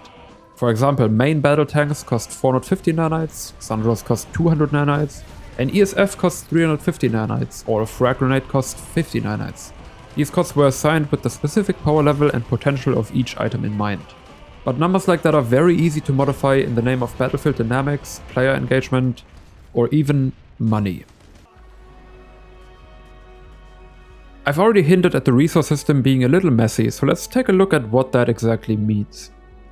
As Higby said, resources are supposed to be a rate limiter, letting the dev team control how many vehicles get pulled by players to some extent. For that to work, they need to consistently come in at the same rate for each player. That is not happening whatsoever. The first iteration of this problem materialized in resource boosts. With those, you get to pay to improve the rate at which you regain nanites, cutting down the time until you have whatever desired amount you want to respawn your vehicle. They were already criticized in the resource revamped design doc from earlier, which succinctly explains the issues with differentiating resource gain from player to player. Resource boosts create vast supply differences between players that has a similar effect as the territory control. Some players will have significantly greater resource dependence than others. Resource boosts effectively opt a player out of a resource system by giving them an abundance to do whatever they want. Any motivation resources are intended to provide is lost on these players. There is also a rising concern in the player community that this is a pay-to-win aspect of the game. But resource boosts are only temporary, right? So they're not used that frequently because there's a whole lot of money very few people are willing to spend. Well, for a more permanent solution you can buy membership and get a permanent 50% boost to your nanite regeneration. A somewhat overlooked feature in Planetside subscription model, but in my opinion the most valuable one. Especially if you're looking to drive a lot of vehicles. In the earlier days before all the other discount mechanics got added, this is the closest we got to Planetside 2's free-to-play model becoming predatory. Next up, we had alert rewards reducing costs depending on the continent. We already talked about those, as you might remember. They got cut after a while due to being too unbalanced. Another personal resource modifier is the ASP system, where long-time players can prestige their level progress and earn tokens by hitting milestones every 25 levels. These can be spent on perks, like on reducing the resources needed for a specific kind of vehicle by 20%. Might not seem like a lot, but for MBTs, it saved you 90 nanites, which is roughly 2 minutes of waiting. On top of that, the ASP reductions work with other resource modifiers additively. Modifiers like modules introduced during escalation. Modules can be installed at specific bases by members of an outfit that have the appropriate permission. But once they're placed, everyone will be able to benefit from them. They are incredibly cheap, which means almost any member of any outfit will have access to them, adding up to a 50% reduction in nanite cost. Which means the time you have to be alive in an MBT to repull infinitely goes from 9 to 4.5 minutes. With membership, this number even goes down to 3 minutes as you're getting 75 nanites every minute. In the same vein, there's anvils. Packages dropping from the sky that allow you to spawn one desired vehicle entirely for free. They're also part of the outfit consumable system and are a bit more pricey, making them more restricted within the outfit hierarchy. Nonetheless, players that do have access to them can skip waiting for nanites and just drop an anvil if their resource count is too low, allowing them to play much more carelessly and avoid getting punished even if they do make a lot of mistakes. The modules and anvils bring us to a different problem though. Vehicle cost reductions applying to basically everyone. This whole ratio of vehicle to infantry players is completely getting thrown out of whack. When people are gaining resources faster than usual and every vehicle can cost less than its dedicated cost, then 2 of our 3 big rules are completely invalidated. It gets so much easier to spam vehicles that infantry players get overwhelmed by opposing vehicles, especially when they're big overpop. Vehicles that get killed will be so easy to repull that making the effort to destroy them becomes meaningless, making it harder to motivate players to even go to fights where they are disadvantaged. Our normalized state of fights also loses its balance. Vehicles being cheaper means they get deployed more often, which pulls players away from infantry fights. The coordinated efforts on the vehicle side that Planetside heavily encourages will get shut down most of the time, even if they're well planned out due to overwhelming numbers. Making a play on the infantry side is much easier to do, but what happens is that there are so few infantry players left on the opposing side that no engaging gameplay is created. Instead, these players will stay behind friendly vehicles and a stalemate is created. The team with overwhelming infantry numbers can't push into the vehicles, and the team with vehicles can't push in the infantry team as there are just too few. There's one last elephant in the room relating to nanite reduction that I've purposefully left as the last point, but there's no way of getting around it. Vehicle spawning through the construction system. For the longest time, construction allowed you to entirely sidestep the nanite system by using Courtium instead. With the construction system, players can place their own vehicle and air terminals, and pull vehicles from those terminals with Courtium stored in the connected silo. The cost of those vehicles is around the 400 Courtium mark. Wow, that's roughly as much as the nanite cost, isn't it? Seems fine to me. Except the silos don't just hold 750 Courtium. They can hold up to 50,000 Courtium, and filling one up to max takes about 10 to 15 minutes for one person. I think you can see how nanites as a rate limiter lost its meaning entirely here. Things were really pushed to the limit when players would spam pull anti-infantry aircraft over and over to get 2 or 3 kills, and then drop as infantry to catch more players from an unexpected position. An ESF costing 350 nanites, meaning you should be able to pull it roughly every 7 minutes, got pulled once a minute by the same person instead. At that point the issue was too apparent and a nanite cost was added back to construction vehicle pulls after 6 years. It would be half of the original nanite cost but could still be affected by outfit modules. Definitely a step in the right direction, but it only ended up preventing the extreme cases of spam pulling. Putting all that together results in vehicle fights becoming meaningless spam fests where destroying an enemy tank usually means nothing as it can immediately get repulled. Draining the enemy team's nanites or creating any kind of war of attrition adjacent gameplay becomes impossible as the game is afraid of you quitting the second you can't instantly repull a tank even if you got shit on 4 times in a row. And that wouldn't even be that bad. The core tank gameplay could still be fun with these conditions tacked onto them if there wasn't a whole different problem.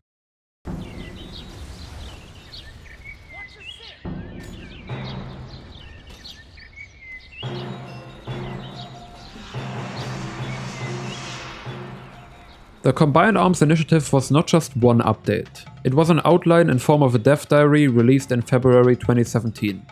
It described the direction of updates for the next 2 years and created a ripple effect that is impacting vehicle balance and the metagame surrounding it to this day.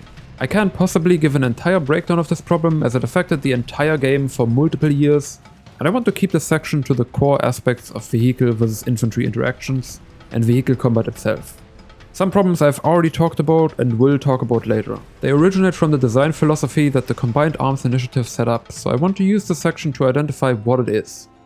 I'll also provide some extra sources put together by Totally Not Delta if you want to know more. Big thanks to him for helping me create a more comprehensible and accurate depiction of CAI in this video. Ironically, the start of this initiative ended my personal investment in tanking at the time and made me pivot more into infantry gameplay, so I was keeping up less with vehicle-related patch notes. Either way, let's talk about what the Combined Arms initiative was intended to achieve.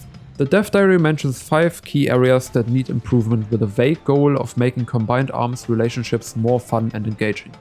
As always, you should read this whole thing yourself for full context. Number 1. More territory goals for vehicles. Claiming that vehicles should have a stake in territory capture by being able to actively influence control points. With that basically hinting towards bases designed to be vehicle-only spaces in which they can fight over capture points. If you remember the start of this video, you'll know that vehicles do actually have a stake in capturing bases, which is by defensively securing spawns, destroying enemy spawns, and providing map control through threatening or outright attacking infantry players. Vehicles don't need to actively impact the control point itself. And in fact, there was zero outcry in the community demanding it. Vehicle players were perfectly content passively affecting other domains of the game by fighting other players in their own domain. Number 2. Vehicles that are more fun to use. A promising headline, but this only refers to improving handling of vehicles, especially when there wasn't any investment in the chassis certification yet. Nonetheless, a good point. Flashers and Harriers specifically were losing traction a lot back then, and this issue definitely got improved on. Number 3. Meaningful vehicle/infantry interactions. Meaningful, in the way this post describes it, means making interactions last longer and not having either side feel like they're getting destroyed too quickly. This is the most damaging part of the entire initiative. I'll come back to this in a bit, but for now I'll just say that lengthening TDKs for vehicles did not achieve what I perceive to be the intended goal here. Number 4. Remove continent and facility vehicle benefits and restriction. This refers to nanite discounts granted by alert wins and ownership of a tech plant deciding whether you can or can't pull an MPT. You remember those from the nanite discount section earlier, but you'll also remember all the other discounts and ways to get free vehicles that are being completely ignored. This point talks about introducing more consistent resource flow on a faction basis while ignoring the massive inconsistencies at a player-to-player basis, meaning that the rate at which players pull force multipliers remains completely random at an individual level and is therefore impossible to account for when balancing anything. Removing the alert-based nanite discounts was necessary as it patched up the hole but ignored 10 others that were just as concerning. Number 5. Incentivize coordination and transportation. Yeah, this is honestly meaningless. Transportation wasn't iterated on at all during CAA updates and became even more of an afterthought as the Spawnsystem changes were put into place. The game was and is fundamentally too fucked up to put focus on encouraging team play in that way. Before we get to any update, let's talk about meaningful vehicle combat. The idea here seems to be to give vehicle combat on a personal level more importance and therefore make players take their lives in a vehicle more seriously. Essentially, it translates to increasing the stakes and with that the player's investment in their vehicle. At least that's all I can extract from the word meaningful, provided it was not just used as a buzzword. Makes sense so far, and I totally agree with the sentiment of increasing stakes. It brings more excitement and makes wins feel more rewarding, in turn making gameplay more fun. Now the question is, how do longer lasting vehicle encounters lead to meaningful vehicle interactions? I don't think it does. The best I can imagine is with the need to hit more shots. You do not want to miss any of them, as enemy vehicles leave your line of sight eventually.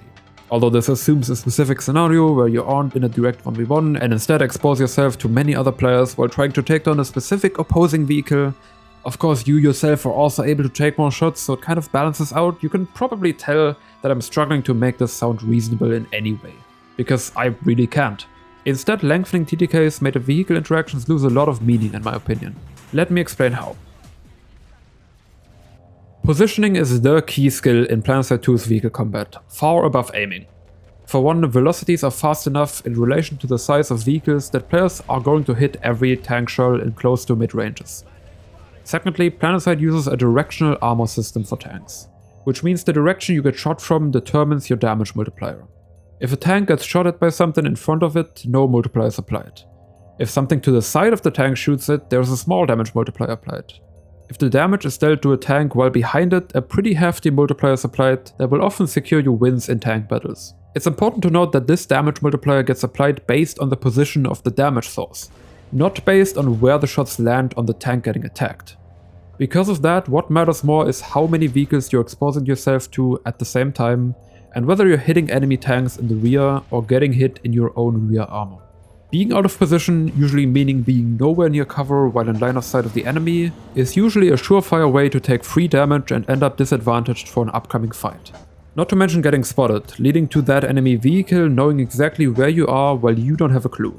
Decreasing weapon damage allows the player that is out of position to take less potential damage of their HP pool, making it so that they're not punished as harshly for making a mistake, meaning the effect of that mistake has less significance to a player learning positioning skills, ultimately leading to decreasing the meaningfulness of positioning as a whole to a player learning vehicle combat. I'm sure you can see where I'm going with this. Let's also take a look at the aiming and shooting part. For that we can create a very common scenario and do some basic math. For the record, these are realistic numbers that have actually been in the game, but we'll get to the specific updates afterwards. A mag rider uses its superior mobility to flank a prowler. It hits the prowler in its rear armor with an FPC cannon. That's the AP version of VS tank cannons. Would you as a player be more invested in hitting this shot if it did roughly 38% of damage to the prowler's health, or if it did 28% of damage?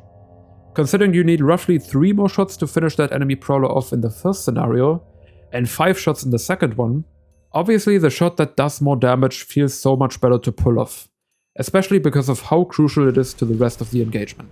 It often decides whether you win or lose the engagement you're about to take because of the massive advantage it provides. It is about as meaningful as tank combat can get, to the point where you want to construct a contingency plan after that first rear shot to make sure you can properly make use of the advantage you created.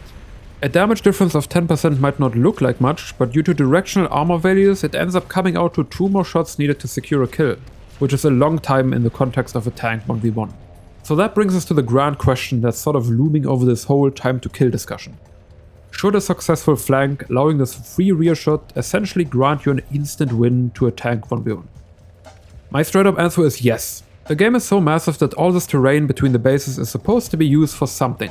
That something is tank battles and executing well thought out flanks. If those flanks don't give you some kind of substantial advantage, then we might as well be playing Battlefield, exchanging tank shells between our M1 Abramses. The more complicated answer is that they don't grant you an instant win. You don't just click on the behind of a tank and it instantly explodes. Of course, top guns exist that increase the potency of a flank by a decent amount, but it still doesn't translate into an instant kill in most cases and a guaranteed getaway afterwards. As mentioned earlier, you want to have some kind of plan to finish the tank off in case it turns quickly and make sure no other vehicles are nearby to body block or damage you too much before you can cover your own flanks and reposition. When you are on a flank like this, the stakes are high, as many things can go wrong. One missed shot or wrong decision can get you killed immediately. This is ultimately what creates the unique and meaningful tanking experience that only Planetside can provide because of its massive map. So if lengthening the time to kill across the board is so universally harmful to vehicle gameplay, why the hell was the dev team at the time so adamant about doing it? A clue for that comes in a dev note written 2 years later that more or less tried to reverse the done damage. It was not about creating more meaningful interactions. It was about having unaware new players not blow up immediately, leading us to the final question in this extremely theoretical section of vehicle combat. Did the changes at least help new players get into tanking? We don't have any direct stats on new player retention, but we can take a quick look at the population charts from 2016 to 2020 for a rough idea. Right here is when the biggest part of the Combined Arms initiative was released. More on that in a bit. Obviously a big update creates a high player peak, especially with the promises that were made beforehand. But after the hype dropped off, the average player count went below pre-update numbers. Not something you want to see for one of the biggest gameplay revisions in the game's history. Afterwards we got some bumps here and there with a definite downward trend until the next big content update created another temporary but slightly more stable pop increase. Personally, I don't think it had much of an impact. Players in video games usually learn and improve by getting punished for mistakes. Especially in a positioning-based section of the game like tanking, you will often get knowledge checked by other players as they use better map awareness to outplay newer ones. If you can brush off flanks or even vehicle deaths due to a combination of the increased health pools, nanite discounts provided by other players, and lowered rear armor damage, then you as a new tanker won't learn how to partake in the more dynamic parts of the game, because your positioning mistakes aren't getting punished. What happens instead is that inexperienced tankers join big blobs of other vehicles as the game's mechanics essentially encourage it. New players not dying doesn't mean they're inherently having a better game experience. They might not be getting frustrated, but they're getting bored now. I think new players quitting by getting bored is at this point a much bigger problem than new players quitting by getting killed too much. Although we don't really hear from them as they don't give the game a second thought after leaving. Very soon after the Combined Arms Initiative dev diary, the first patch to support it hit the public test server on the 24th of February 2017. It implemented hard spawns that vehicles could capture as an extra foothold for infantry players. A timid implementation to test the waters that never made it to live servers. In June 2017, the alert-based nanite discounts and tech plant-based MBT/Liberator respawns were removed from live servers, as was discussed in the dev diary. You would now be able to spawn any vehicle from any facility provided the correct terminal was available. A mechanic that would flip-flop between different states throughout the game and become even more complicated with the introduction of vehicle quick spawning that happened a year prior. Which brings us to the most significant update regarding CAI, the Critical Mass update. I want to focus on 2 core aspects of this update that are most relevant to our topic of vehicle combat. The consolidation of resistance classifications per weapon, and the normalization of tank cannon damage output. Let's look at resistances in Planetside 2 first. The way it worked before the update is that each weapon class had a damage multiplier that differs depending on what vehicle it hits, but the vehicles themselves also had armor values that enter into the equation. As an example, we can look at infantry rocket launchers pre-critical mass. Shooting one at an MBT means the base damage will increase by 50%. indicated by the resistance value being minus 50%. Shooting a galaxy means the damage will lower by 25%, as that's the positive resistance value galaxies specifically have against rocket launches. Now if the rocket launcher shot hit the front of an MBT, its 63% damage resistance has to be accounted for as well. So if we use a decimator with 1335 damage from combining direct and indirect damage as our example rocket launcher, this is what comes out in the damage formula. 740 is obviously quite a different number than the in-game weapon card would indicate, and tracing it is nearly impossible as neither the resistance values for each specific vehicle or directional armor are shown anywhere in the game. On top of that, many individual weapons had their own class with differing vehicle-specific resistances, and it was just a mess. So the idea was to clean up resistance values with the goal of making adjustments easier and having damage dealt be more readable for players. The pre-CAI system had high damage values across the board that were then reduced in different ways as a balancing tool, whereas the critical mass update aimed to keep values as close to their stat card as possible, and rather used multipliers that increase damage when applying resistances and directional armor. Finally, to make up for damage not getting decreased as harshly anymore, all vehicles received higher health pools. Fundamentally, that's a great idea. Game designers have an easier time adjusting values for balancing or implementing new weapons, and players have an easier time understanding how much damage they're doing. Unfortunately, the result wasn't as presentable as it might sound. Let's look at the consolidation of resistance classes first. After critical mass, we went down to a compressed 17 damage types. While some helpful decisions were made here, like splitting dumbfire rocket launchers and lock-on rocket launchers in separate categories, we also see some more baffling picks, like Coyote and Hyena missiles being part of the light anti-vehicle class, or the Lancer being part of infantry lock-ons. Just two more egregious examples to show how the system ended up becoming a little too redundant and with that hindered focused balancing decisions. Let me elaborate on that with an example by going back to those Coyote missiles, which are basically proximity-based lock-on rockets made for air-to-air combat. Let's say they are too weak at air combat right now, and we want to increase their damage specifically against aircraft. Its current classification as a light anti-vehicle gun makes that difficult since it only gives us two options. We can increase the damage of Coyotes themselves, but that would mean they will also do more damage to everything else in the game. That could lead to it overperforming against other vehicles, like Harrises for example. Now the other solution to buffing Coyotes is tuning resistance values, which also affects other weapons in the light anti-vehicle category. Now one of these weapons is the Saron, a ground-based top gun without bullet drop and with decent velocity. It currently needs 10 shots to kill an ESF. Every 10% the damage resistance is lower by means the Saron needs one less shot to kill an ESF. The Saron wouldn't immediately be overpowered against them, but it is an unintended side effect that can have consequences in other ways. The obvious answer is to move Coyotes and Hyenas into a separate category from guns designed to fight other ground vehicles. With that, you're able to tune its resistance without worrying about anything else. Why that hasn't happened in these 7 years, or how the Coyotes even made it into that category in the first place, is impossible for me to answer. But it is far from the only instance of the consolidated resistance table creating trouble for vehicle balancing.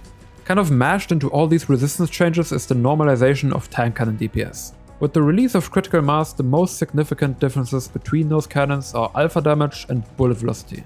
Specifically AP cannons having strong alpha damage with high velocity, heat cannons having low alpha damage but fast reload speeds to make up for it, and Hash now having high alpha damage but terrible velocity, with the cannons obviously retaining their splash damage ranges as core distinctions. The end result was all cannons performing somewhat similarly in close ranges, where velocity or playing around the enemy's reloads doesn't matter much. Both the resistance changes increasing time to kill and the DPS normalization ultimately led us to how the Combined Arms initiative induced one of the biggest negative core shifts in the metagame. Picking an anti-infantry loader as a tanker did not really put you at a disadvantage against other tanks anymore. Sure, Hash players couldn't hunt down other vehicles themselves, but when an enemy tank fitted to specifically take down other vehicles and engages them, the two tanks will be on a somewhat even playing field. If the Hash tank does end up winning, it can just go back to forming infantry once again, bringing us a step closer to one-size-fits-all solutions type gameplay. What this means for the battlefield in our metagame skeleton is vehicle players moving away from fighting each other and ultimately trying to kill Sunderers. Reasons being that fighting other vehicles is much less meaningful or fun with the TTK changes introduced, and leading into anti-infantry playstyles not being punished anymore by refusing to put players at a disadvantage in other domains. This leads to more instances of vehicles on each side just shooting infantry players inside the base instead of each other, therefore directly making infantry gameplay more miserable through this cascade of poorly thought out adjustments. The next 2 years were littered with hotfixes and changes aimed to patch up the problems created by the critical mass update as they became more and more obvious. Unfortunately, the dev team had to work within their self-induced puzzle of a system where changing one damage or resistance value directly affects other weapons or vehicle interactions close to it. Numbers would be getting tweaked to hell and back without any effort to untangle the system even in the slightest, by separating weapon types with different intentions on the battlefield from each other. These culminated in a final TTK hotfix that tried to definitively get back to pre-CAI health pools by straight up boosting the damage of tank shells against other tanks. At the same time, rear armor damage did get nerfed from a 2x multiplier to a 1.5x multiplier, to prevent overly unfair interactions between tanks. With flanking remaining as nerfed after this update and the DPS normalization of tank cannons staying in place, vehicle combat never made it anywhere close to the state it was before CAI. And by the way, if you've been looking at the background footage thinking, all these tanks are dying super fast, what is he talking about? You're not wrong. Some of the weapons I've been using here, particularly these two, were added after the whole CAI fiasco. As is par for the course for any new addition to Planetside, they try to course correct the problem by adding another item that still kinda misses the point. The King Snake and Satyr have really high burst damage but long reload times and worse accuracy, essentially encouraging you to overcommit at close range and creating what might as well be the equivalent of a shotgun playstyle in tank form. That created a playstyle opposite to just sitting on a hill and spamming shots, which is just rushing other players with higher numbers and massive burst damage, removing us further from the rare sweet spot where Planetside 2's tank combat is actually fun. I glossed over a lot of things here trying to get to core happenings that were important to Planetside 2's metagame, so if you want to know even more about the Combined Storm initiative and all the context around it, you should check out this thread on the official Planetside 2 Discord.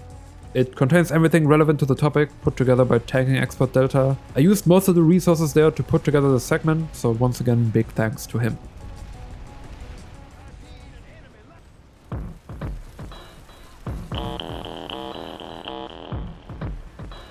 Vehicles having more freedom to farm infantry branched off into its own consequences very soon after the critical mass update. Even beforehand we saw the addition of the rocket rifle as a dedicated tool for light assaults to damage vehicles, the removal of thermal optics being able to highlight infantry, and a reduction in splash damage for the M40 Fury and Bulldog. 3 specific changes that might line up with a certain little incident that happened a few weeks prior. Yep, look how many guys are here. Don't worry about it. Don't worry about it. You know why? Because it doesn't matter. There's this many guys go to the greatest vehicle known to man. You know? Don't worry about it. Hey guys, I want you to know there's 40 of us being held off right now by one purple vehicle.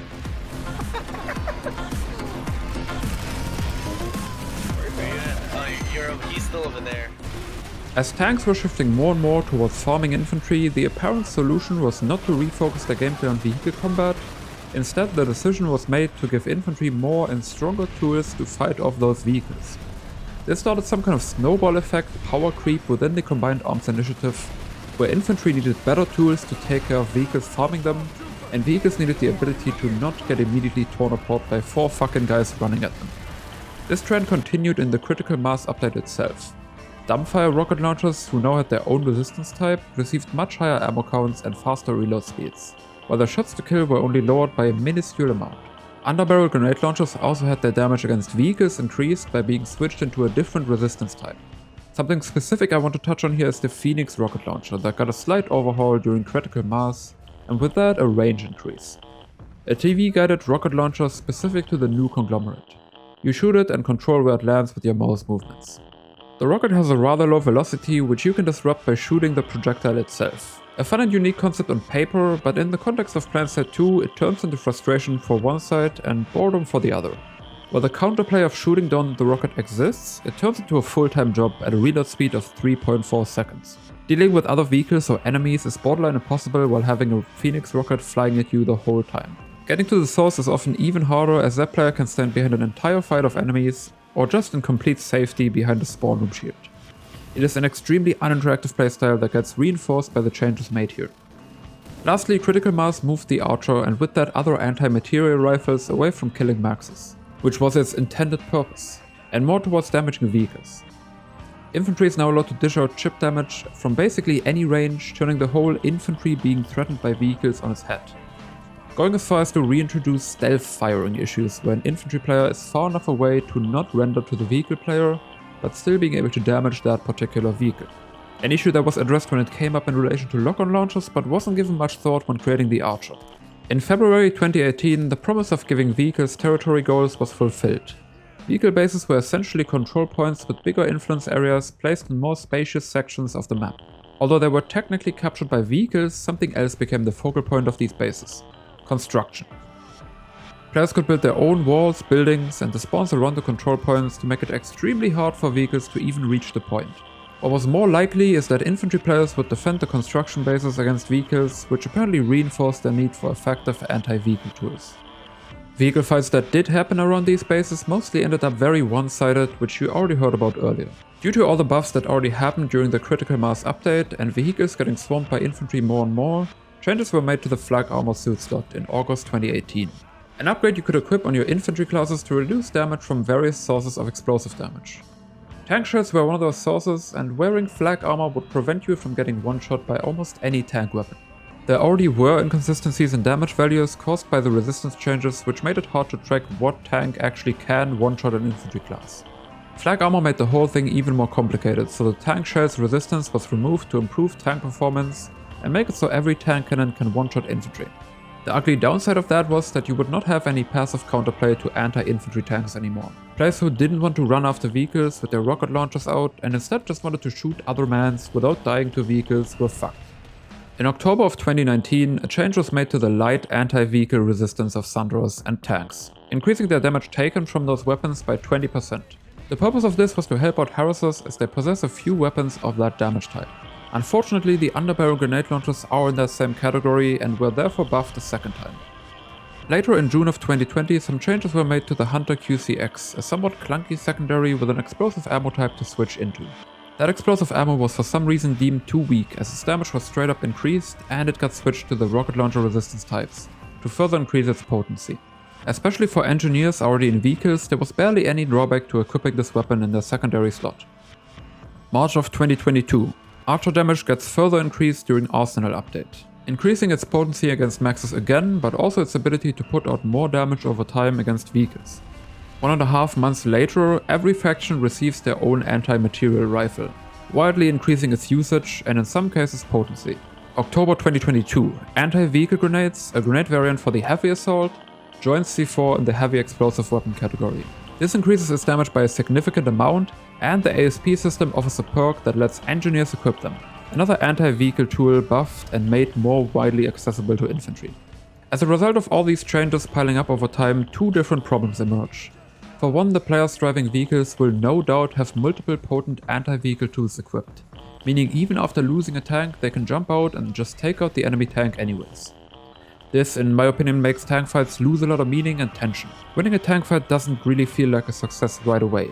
Especially when it's close, you have to take care of the crossbow or archer goblins afterwards. What could be a satisfying close call turns into a frustrating death. Secondly, looking at everything we've talked about so far, the game counteracts that overwhelming capacity for vehicle damage from an infantry by allowing cheaper and faster repulls and zerging. Vehicle combat itself is less fun, so there's a turn to attacking infantry. That's not fun either, as you get chipped down by 5 different dudes immediately. Infantry players don't really have fun either, because let's be honest, I've never seen a single person say, "Oh boy, I had so much fun running after that tank and getting hit markers with my archer today. I can't wait to do that tomorrow." It's something players are forced to do just so that they can somewhat enjoy infantry gameplay again, as their ability to not get one-shot by tanks got taken away too. And even if they do chase down 1 or 2 tanks and take them out, there's just 5 more getting repulled right away. Legitimately, nobody's having fun interacting with each other in this system. Not even when destroying Sunderers does the design goal of vehicle combat feel as satisfying anymore. They've become nearly omnipresent due to this last big vehicle-related patch that dropped around half a year ago. I mean, we're going to continue tuning stuff, but in terms of major adjustments to the core gameplay aspects, I feel like we're pretty dialed in. We still have a little bit of a minor adjustment, iteration, and tuning to do with all that stuff. Time to kill is probably pretty close to where it's going to be. Amount of vehicles in the game, probably pretty close to where it's going to be. There's some minor tweaks to like the availability of Sunderers being able to spam. I don't know if you've been in that situation where like 50 Sunderers can show up to a fight and all deploy, and now you'll never get rid of those guys who are attacking that base. Yeah, it's impossible. Yeah, so we're adding some things like that to sort of make the spawn logistics require a little bit more planning and a little bit more strategy on everybody's part, rather than just a let's bring as many as possible and zerg it. I've touched on how deployed Sunderers got changed, but we need to also look at the rework's impact on vehicle versus vehicle gameplay at its core. To do that, I want to dissect a dev letter that was posted in response to concern about nanite proxy repair being removed, which were voiced by me and other community members. It goes further into the rework's intentions and the problem that proxy reps seemingly created. I'd encourage you to take the time and read the whole thing, but I will also summarize the most important parts to be able to address them clearly afterwards. The dev letter states that the Sunderer only has two narrow roles, Deploy Sunderer and Repair Sunderer. Selecting either of them locks you out of doing the other one. Using nanite proxy repair means you can't fully transition into supporting an infantry assault that the armor push has enabled. Although they did not state it, I'm assuming this goes the other way around too. A Deploy Sundy won't be able to help with the armor push, and kinda has to sit out until it gets to the infantry base to deploy. The Planetside 2 team goes on to state that even with the cargo module, a Sunderer is fully capable of supporting mobile armor pushes because of its quick cooldown. At the same time, it creates decision making, as pushing the button for cargo requires a level of commitment. It also means that the Sunderer can heal other vehicles with the cargo module while being deployed elsewhere. They explain how Sunderers will get a large set of defensive upgrades, increasing its survivability. Having a vehicle that tanky with a proxy repair effect would obviously be very oppressive. Lastly, the dev letter wants to establish a single entity problem, meaning vehicles are essentially at their full capacity until they are entirely destroyed. They want to implement more systems where players can feel like they are making progress towards destroying a vehicle before it goes down to 0 HP. In that same train of thought, the cargo modules are supposed to be a way to degrade a vehicle without outright killing it. There might have been some eyebrow raises already, but let's try to go through all of it as straightforward as we can. This is all talking about pre-rework Sunderers, just to be clear. First of all, the assessment that Sunderers can only fill two specific roles doesn't make much sense to me. The Sunderer base is a 5000 HP vehicle without directional damage multipliers that has 2 top guns and the ability to transport a total of 12 players. Depending on what certifications you buy for it, it can excel in specific situations, but it will always have these 2 guns for decent damage output, pretty good survivability, and the ability to deploy. To me, that on its own makes the Sunderer unpigeonholable. Now, depending on the upgrades you choose for your Sunderer, it can be used to repair nearby vehicles, provide ammo for nearby vehicles, maybe just transport players from one base to the other, become tankier as a battle Sundy, or upgrade its tankiness while deployed. The Sunderer can even choose what type of enemies to specialize against by swapping to different weapons, be it anti-air guns, anti-infantry machine guns, or close-range grenade launchers that do more damage versus vehicles. If you want to stay flexible, you can also stick with the Basilists. They can do everything reasonably well. When a player selects nanite proximity repair on a Sunderer to help out tanks, he can still deploy the Sunderer afterwards, and it will still heal nearby vehicles while deployed. Just because a Sunderer doesn't have that deployment shield or cloaking module doesn't mean it can't work as a spawn point. Of course, it will die a little faster, but because of the repair, vehicles can also be encouraged to stay closer and protect the Sunderer in that way. A very likely scenario, as the ultimate goal of vehicle combat is to kill the Sunderer. In the same way, a deploy shield Sunderer still has 2 guns that can shoot enemy vehicles when it's not deployed.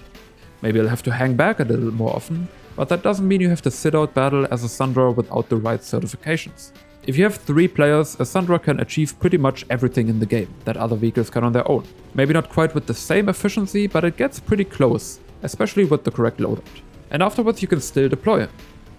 It seems that the dev team writing this letter thinks that Sunderers are the sum of their upgrades, when the base vehicle and your choice of gun for the 2 top guns does a lot of the heavy lifting here. So the idea for the rework is that Sundies should be able to do everything well with one loadout. Be it a battle Sundy, supporting friendlies, or being tanky while deployed and still outputting that respectable damage from the 2 top guns. Sort of a one-size-fits-all solution of a vehicle. Also, to address this whole tanky vehicles can't have proxy heal point, how does this necessitate a removal of the ability? The armor slots are largely what gives Sunderers so much survivability, which is where it would be equipable. Nanite proxy rep Sundies were never too tanky. Removing the ability of Sunderers to repair each other is honestly fine, but completely eliminating it makes no sense. You can even give proxy repair Sunderers a health debuff if they seem too strong still. This claim about cargo repair modules being able to support mobile armor pushes is absolutely incredulous. I don't know what a mobile armor push means to you guys, but to me it means driving forward. Let me show you what placing a module while driving forward looks like.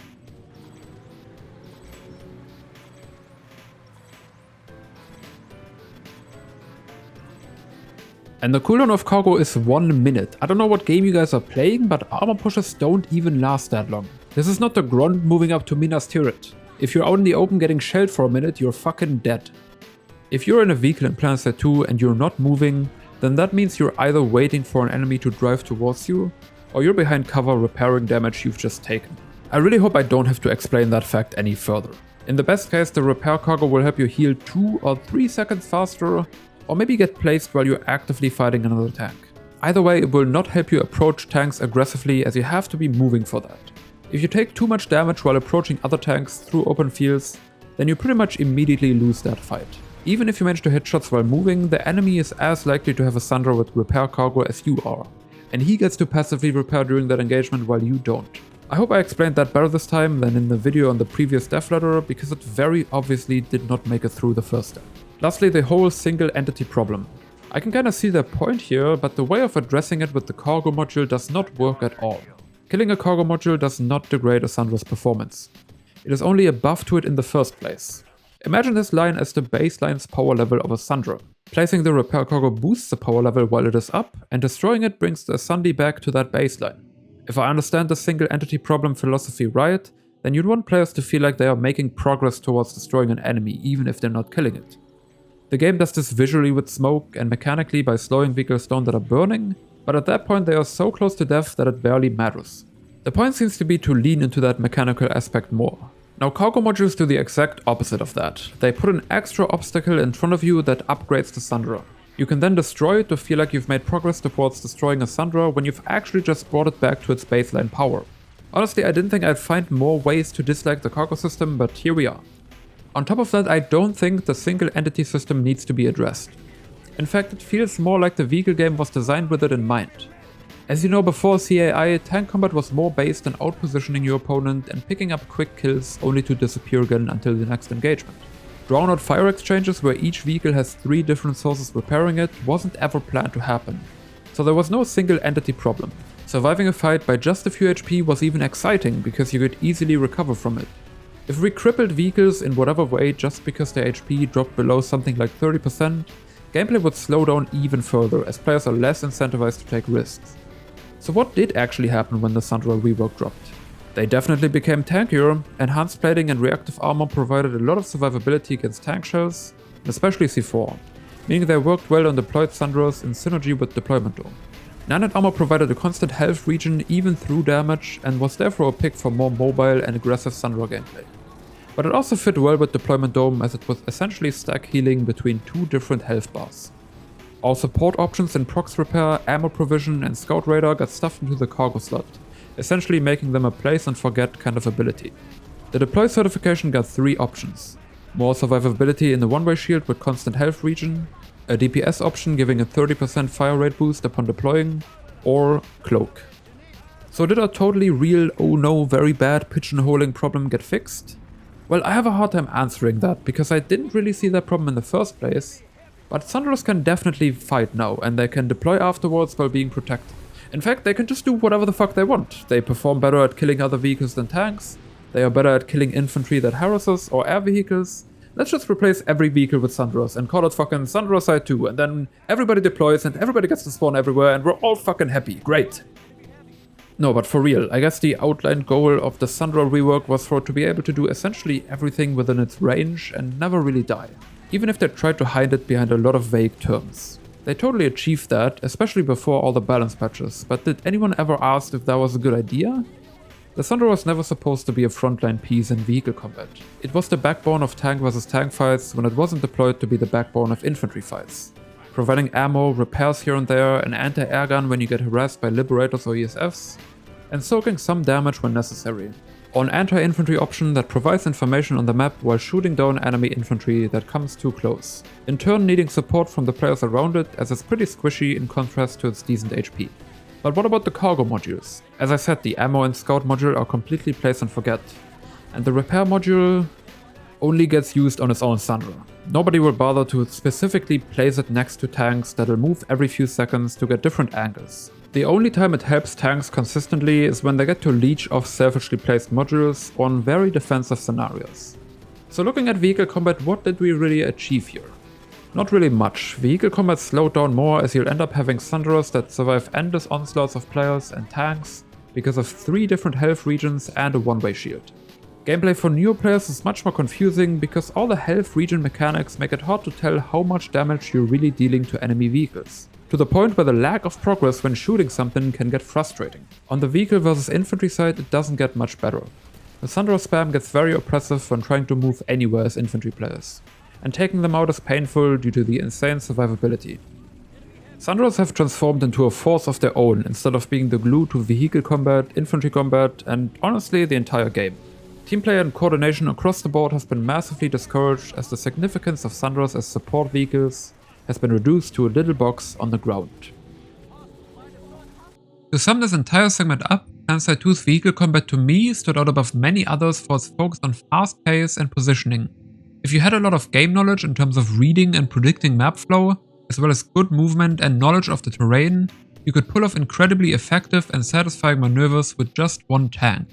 It feels like the developer teams over the years didn't believe in the formula and looked to slow things down in order to appease imaginary new players who might be too overwhelmed.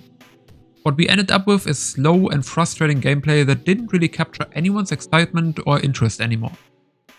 I think the one thing that we've seen perpetually is air is too strong, anti-air is too strong, air is too strong, anti-air is too strong.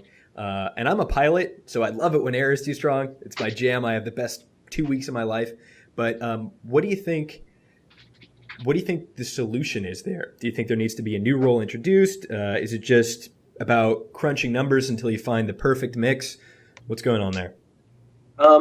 It's a good question. I think that that's probably the most challenging single point of balancing the game. And it kind of has to be the point at which all interactions in the game sort of are balanced from. That's kind of like the fulcrum of our overall gameplay balance, is the air to ground and ground to air gameplay.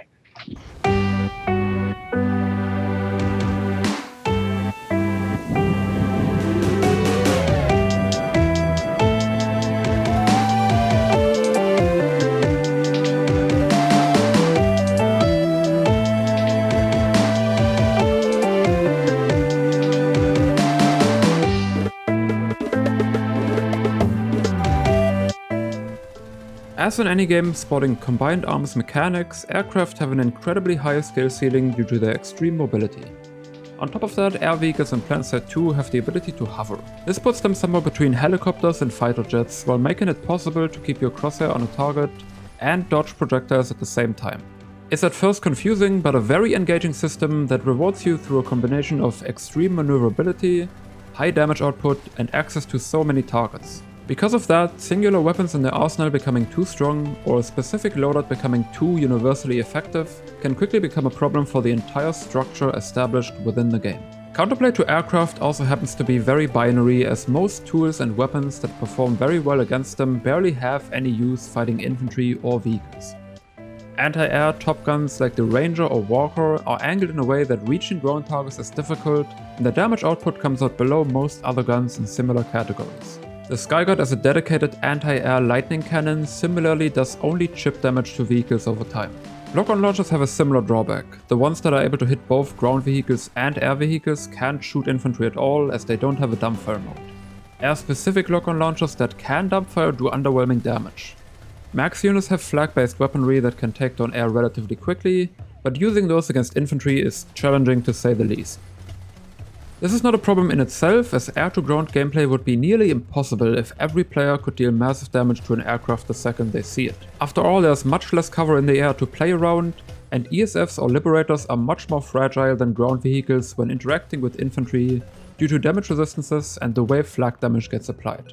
It does, however, set up some unhealthy gameplay loops that make interactions between air and ground frustrating. The best way to explain this is by using an ESF with the dedicated anti-infantry gun as an example. Let's say you're a little infantry dude minding your own business, trying to fight other infantry players. A mosquito swoops in and unloads their Banshee on you. You can hardly react in the moment, and once you've respawned, the mosquito is already gone. Maybe this happens a few more times, even though you might have your lock-on launcher equipped. Seemingly the only real solution is to wait near a spawn room or some elevated position and wait for that ESF to come back. So you've entirely stopped the potentially fun infantry gameplay just to deal damage to that one enemy mosquito and hopefully have him go somewhere else. Once you and maybe another friend have set yourselves up to fight the enemy mosquito, he might take 1 or 2 hits from your launcher and then leave. The interaction is over and it ends up pretty one-sided depending on whether the ground side has a loader to deal with air or not. Either the aircraft gets to dominate or a no-fly zone is created. If the latter happens, the aircraft moves to a different area or waits until the players on the ground switch off their AA weapons and go back to playing the infantry fight. Now the obvious solution is to just keep waiting for the aircraft, right? Yeah, kinda, you'll find plenty of people doing it in Planetside 2, but is that how anti-air gameplay should work? Suspending whatever you're doing just to be ready to fight an aircraft whenever it might appear. Even if an aircraft does appear, it might just be an ESF looking to fight other air, and attacking it from the ground just ends up as an annoyance. That enables other air-to-ground aircraft somewhere else by preventing the anti-air ESF from attacking them. Unfortunately, this is a problem that has plagued Planetside to some degree since release, and fixing it entirely isn't really possible without drastically altering the health pools of pretty much everything. The best way to reduce frustrations within these interactions is to change the ranges at which they happen. That's what I'm mostly focusing on for this section. Damage ranges playing a big role in these interactions was already identified very early, but only addressed in a very timid way. Different anti-air platforms were to have different ranges based on their mobility and availability. That made it so aircraft were way too powerful. So what we've done is we've retained most of the anti-air nerfs, although we've changed them slightly. So rather than just not doing very much damage, now you're going to be more range limited in those different anti-air rules.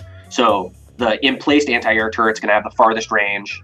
The Skyguard is going to have sort of a medium to long range, and then Burster Maxes are going to have sort of like a medium to short range for anti-air. They'll all be able to do good damage, but they're definitely going to have to be used in different situations, which makes sense based on the kind of platform that they are. Classifying any anti-air weapon as long range and kind of sweeping lock-ons to the side turned out to not properly address the issue presented by ground-air interactions. So this marked one of the first changes of many in an attempt to fix those issues. Until 2017, various changes have been made that only had a small effect on overall gameplay.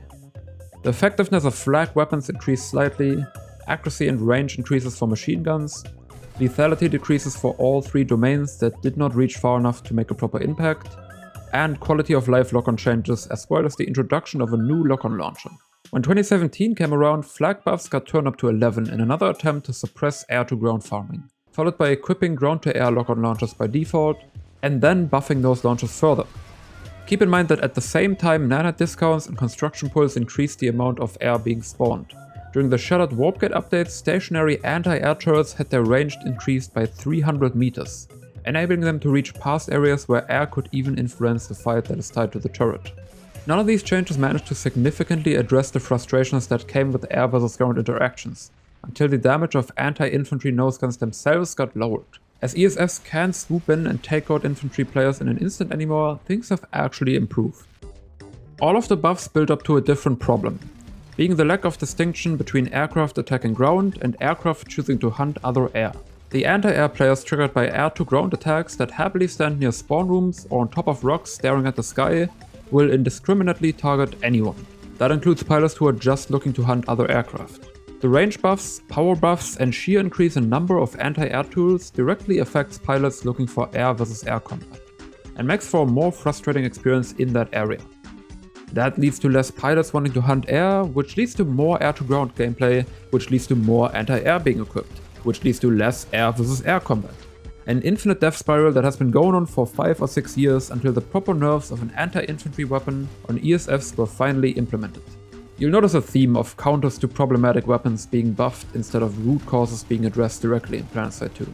This can be a good thing, as powerful weapons are fun to play, and taking away fun toys from players as they discover them can be really annoying for the player base. The problem is that the counters getting buffed in Planetside 2 don't attack or defend against the weapon itself. They are active weapons against the platform it is on. Let me explain. Here are rocket pods. Directly hitting small infantry players with them is very difficult, but you don't need to do that. They do indirect damage through their explosions, as is shown on their stat card. Most of the time you will take out infantry with that indirect damage. This is a suit slot called Flak Armor. Every standard infantry class can equip it. It is a defensive counter to rocket pods, as it decreases the damage you take from them. If you increase the damage resistance to indirect damage on Flak Armor, players that dislike getting attacked by air could choose to more effectively survive rocket pods without needing to swap weapons, and ESFs only get punished by not getting to kill that player. Both players move on, while one of them can feel rewarded for their loadout choice preventing their death, and the other one isn't too bothered as they essentially just wasted 10 seconds of their time, given they took a smart engagement. Now, buffing Flak Armor also has a bunch of other implications because the damage resistance system in Planetside 2 we talked about earlier, but we'll ignore that for the sake of this example. G2A lock-on launchers are an active counter, as they deal damage to the vehicle that is carrying rocket pods, in this case the ESF. The goal is essentially to destroy the ESF before it gets to shoot at all. Players on the ground also need to actively make use of aggressive counters, which forces them out of other activities they might have been doing beforehand. If there are players with lock-on launchers ready to shoot, then the ESF player gets immediately shut down or dies if they don't pay enough attention. If the ESF player gets free reign, they can take out infantry as they choose until the lock-ons are brought out. What happens is that only one side of the interaction ever has a good time. The other side gets killed and potentially frustrated as there was no way to prevent it at that moment. Buffing active counters only increases that sentiment for both sides, and as I said earlier, affects the entire ESF even when it isn't running rocket pods, which are supposed to be the singular problem in this example. Does that mean buffing defensive counters instead of active ones is the definitive answer here? Not really. They have their own problems in creating inconsistent TTKs, especially when not visualized properly, and having the potential to be very widely used by having low opportunity costs, which basically acts as a direct nerf to a fun weapon that we're trying to kind of skirt around. We can look at Deadlock for an example of iteration on passive counters. As the different characters in Deadlock are for the most part some of their gun and abilities, countering them comes down to reducing whatever damage type they're dealing, or making their specific playstyle more difficult to execute. You buy upgrades throughout the game to either improve your own build, or reduce damage from specific sources. Items like improved bullet armor reduces damage taken from specifically gun type damage, one of the two main damage types in Deadlock. What takes this concept a little further though is the metal armor item. It gives you an ability to provide immunity to gun damage for 3 seconds, basically giving a passive counter a form of skill expression by putting a timer and a cooldown on it. With an added visual effect, this also provides very clear feedback on why your damage is lowered or being nullified. Planetside tried an alternative passive counter to explosive damage by implementing a deployable that reduces splash damage, but this came with a bunch of other problems. Mainly reinforcing stalemates and passive gameplay, as you have to place them preemptively and obviously stay close enough to get the damage resistance. Active counters using damage multiplication systems in the way I've defined them in Planetside 2 are impossible to find in even FPS adjacent games. Elemental systems in RPGs or a unit counter system in RTS games like Age of Empires 3 are the best examples I can think of, but they're clearly stated and stand at the forefront of those games' designs. Planetside 2's damage multiplication system between different vehicles is not only convoluted, but also very obscured from the player, leaning into the mutually assured destruction that came with buffing active counters, and keeping air to ground as strong as it was, led to interactions between the two domains staying as toxic as they were. The second result was air-to-air pilots being increasingly affected by lock-ons, or other anti-air from the ground, tools that were buffed over and over to counteract air-to-ground farming. Aloysius made a very poignant video on it 7 years ago that talks about a lot of the vehicle-related problem, and provides great examples of anti-air affecting pilots looking for air combat. The fact that most of it still holds up today is somewhat disheartening. Speaking of, air-to-air combat had its own controversial change in the engagement radar. This was originally a utility slot enabling you to see aircraft in a 600 meter radius around you. As of July 2016, it became part of the default ESF loadout, not even needing to be equipped. Another change that was supposed to help new players but ended up going in the exact opposite direction. Engagement radar meant using stealth in the defensive third line became a meta pick for air-to-air pilots, which reduced their signature on the radar to a range of 200 meters. New pilots obviously don't have the knowledge or certs available to upgrade stealth enough and are already busy learning to fly, aim, or even understand their surroundings. So even paying attention to engagement radar is difficult at first. The result is veteran pilots essentially getting a tool to hunt down new players and being able to deny these players, but also everyone else, to get the jump on them. Lastly, there's the out-repairing issue, specifically Liberator crews with 3 engineers being able to out-repair a lot of damage sources while landing. Now 3 players inside of a Liberator should obviously be able to beat a single person in an ESF based on manpower and nanite investment being higher. The issue is that even if the entire Lib crew misses every single shot and the ESF pilot puts out perfect DPS, the Liberator will still come out alive by just landing and repairing the damage they have taken. We can do a simplified example for a clearer demonstration. The M20 Mustang default nosegun of the Reaver does 358 damage per second to a Liberator disregarding reloads. 3 engineers repair at a rate of 501 health per second disregarding repair gun overheat. You can make it back to full health in no time and start engagement number 2 against the Reaver like nothing happened, especially because pretty much every gun on an ESF has to reload at least once, often multiple times before the repair guns get close to overheating. There is another aircraft that can easily out-repair noseguns without landing. The Galaxy, a massive gunship that is usually used to transport quickly and somewhat acts as the aerial counterpart of the Sunderer. It even has a few similar certifications, specifically proximity repair. Yes, the feature that was so incredibly controversial on the Sunderer still remains on the Galaxy, and it actually is much more problematic in the air than it ever was on the ground. Galaxies are extremely tanky. They have the biggest health pool in the game at 7,000, and their most relevant resistances are better than the other aircraft across the board. They have 4 guns mounted on them that do respectable enough damage to make ESFs keep distance, and when a few Galaxies are repairing each other, it takes focus fire from multiple ESFs to even have a chance of taking them down. The result is mass amounts of Galaxies becoming close to immortal until another group of players that is just as huge decides to take them down. Repair Sunderer trains were deemed as overpowered and needing to be removed, so there should be no debate about repair Galaxies, which are pretty much unavoidable because of their superior speed and line of sight to Sundy trains. To give some kind of counter to the out-repairing problem, Havoc missiles were introduced in October 2020. Slow-ish lock-on missiles that make the vehicle it hits unrepairable for 6 seconds. Once again, the introduction of an active counter that requires the user to preemptively have it equipped and therefore weaken their own loadout. For some context on air-to-air gameplay between ESFs, the usual loadout is to run the anti-air nosegun of your choice and fuel tanks, as they allow for way more maneuverability and speed in the air. Liberators out-repairing all kinds of damage from noseguns to skyguards has been an issue from the start of the game. But the increase in health pools and overall lowering of damage output during CAI has drastically heightened the uninteractiveness of fighting Liberators specifically as ESFs. The original dev team acknowledged that air and the way it interacts with everything else in the game plays a massive part in overall game balance.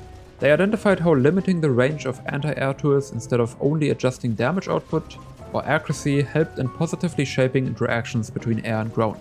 What happened over the next years up until today were many, albeit small buffs to velocity, accuracy, rate of fire or straight up damage of anti-air weapons, or heavy machine guns capable of shooting aircraft.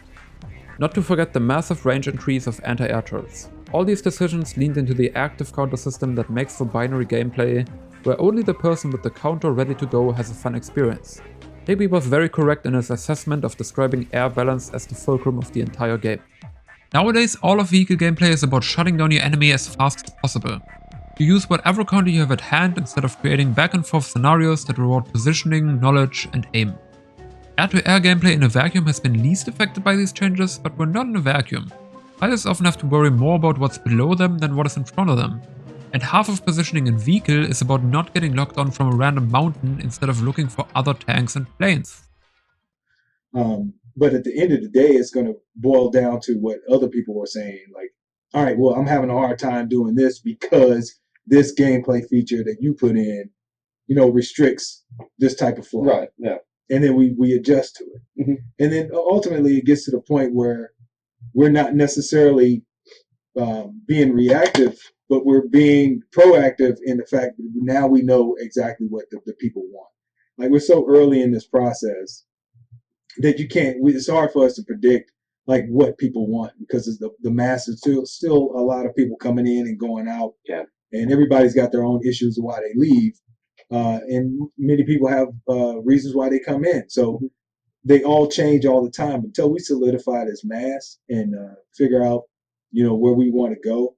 And the roadmap's going to help that. In a couple of interviews, I said that yesterday, that, the roadmap is going to be a good way for us to not do certain things. not necessarily dictate to us what to do, because not every idea that bubbles to the top is going to be a good idea. True. Yeah.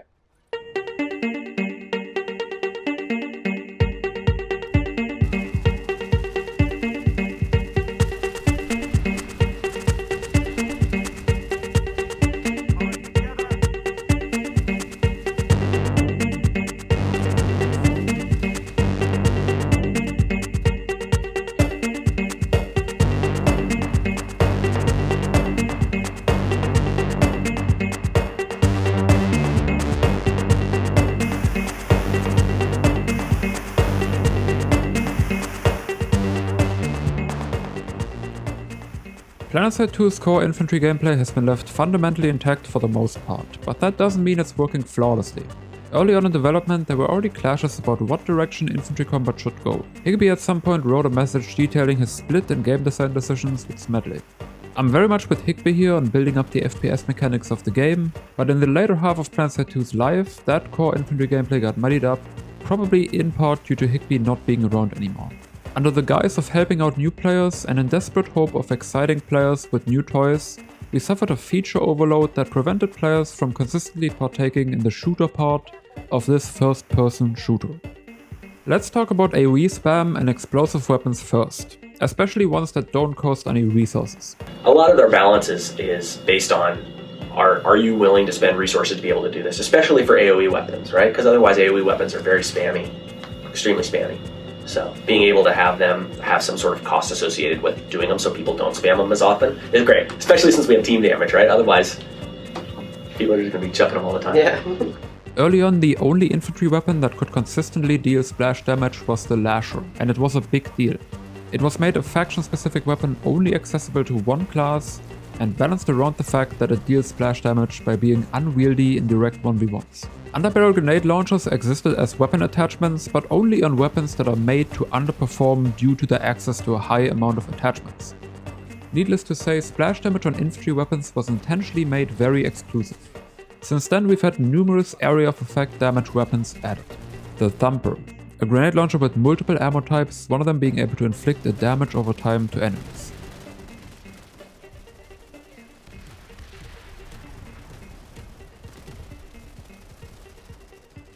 The Helios, also a grenade launcher that will always inflict damage over time. Then more weapons received underbarrel grenade launchers, and they were made much faster to switch to and from, including ones that are widely used. They get resupplied by ammo packs, making it easy to spam infinitely. Even the speed at which the grenades get resupplied has been increased. A few VS weapons received the lashing ammo, basically mimicking the Lasher. Some TR weapons received explosive ammo, and the Seeker, a long-range crossbow, can wield explosive ammo as well. All of these weapons are either made to spam explosive damage around corners or spam the ground near players that are very far away. At the same time, many deployables have been added to the game to help players feel like they're having an impact even without having to aim or shoot anything. Early on, only engineers could place mana anti-infantry turrets as cover. They were counterable by hitting accurate headshots, and engineers had access to 2 anti-personnel mines in their utility slot. Now engineers have access to Spitfire turrets that shoot automatically and tank significantly more damage than a common infantry class. They can access a hard light barrier in their utility slot or through the ability slot where turrets are accessed. These barriers can provide full cover while crouched and make it difficult to go through doorways. On top of that, the engineer can use implants to boost the health of their turrets as well as their own health while gunning a mana turret. This makes it extremely hard to engage mana turrets in addition to a long-standing bug that can move the hitbox of the entire turret to the side. Now you can argue that the engineer class is somewhat built around deployables, and although I personally think this is already too much, it's a fair point to make. But there's much more beyond just engineer deployables. An entirely different kind of them is the router, an item that originates from placing a construction piece which you could place anywhere on the continent at one point. Usually players would build that base in a safe spot, purchase the router, and fly it to a base they want to attack. Most of the time it'll get placed inside of the control point building, or any building close to it. Now the router creates a spawn point when placed, which is at a similar timer to Sunderer's, but it breaks every level design rule that facilities in Planetside 2 are built around, and basically guarantees wins at even pop. All that from 5 to 10 minutes of gathering minerals, placing a few gadgets, and flying to the base you want to attack. This was eventually recognized as routers had to be within 500 meters of the construction spiral they originated from, granting at least some kind of counterplay by making those construction bases more vulnerable. Continuing on, during the outfit-focused escalation update, a new loadout slot was introduced, the tactical slot. It uses merit, a currency that you can only gain by capturing bases with outfit members present. That's not to say it is exclusive in any way. Joining an outfit with a high number of members is incredibly easy, and as long as one of them is present at the same base as you, merit is awarded. So what can you buy with it? Discarding all the cosmetics, it's mostly deployables and a transport flash. Caltrops are supposed to slow down vehicles from entering infantry bases, but they're more so used to be in the way of pretty much anything. We talked about ordnance dammers a bit earlier. They grant a 50% resistance to splash damage and basically just enable players to sit in choke points for longer. And finally, hard-light canopies, which create a small one-way shield above them, meant to protect against air but are also used to break height advantages that are designed into a few bases by phasing through walls. Since we're already talking about escalation, I might as well mention the Citadel Shield and Orbital Strike. They are war assets like the anvils I talked about earlier, but are much more expensive, which means you're required to capture bigger bases or use the expedition mechanic to trade up smaller resources. They are nonetheless common sights during fights in Planetside 2. Both of them are tactical tools that can be placed on the map by one player. The Citadel Shield is a massive bubble with a radius of 70 meters that used to be a one-way shield. This was far too abusable, so now no one can shoot through it anymore. The result is both groups of players at the fight just standing on each side of the bubble, unwilling to engage each other. The only way to destroy it is by shooting a nub on the very top of it. That nub is usually high enough that only aircraft or tanks with an elevated position can hit it, and even then it takes quite a while to destroy. So the usual answer to a Citadel Shield is the Orbital Strike, which is just a massive explosion in a similar radius to the Citadel Shield. If you're under any kind of roof, it will usually only damage you. If you're a max unit or out in the open, you will either die right away or get thrown very far away and die to fall damage. The Orbital Strike might seem like an epic occasion, but after the 6th or 7th time, it just becomes a 15-second timeout until you get to play again. Especially when you see it get used multiple times an hour on a full continent. These assets also get used by players who have no clue about the tactical ongoings in the game, so most times there are no stakes to them. It just adds to the mindless spam that prevents you from engaging with the FPS mechanics that you are shown a glimpse of every now and then. There's a few other things like the shield regeneration field, faction-specific mines being added, and grenade bandolier in conjunction with aforementioned 9 discounts enabling excessive grenade spam. A lot of these features got implemented independently from each other, so it's hard to notice a direct shift. Over time, especially the infantry game has built up a feature overload that takes the focus of the very well executed core infantry gameplay many players have stuck around for during all these years.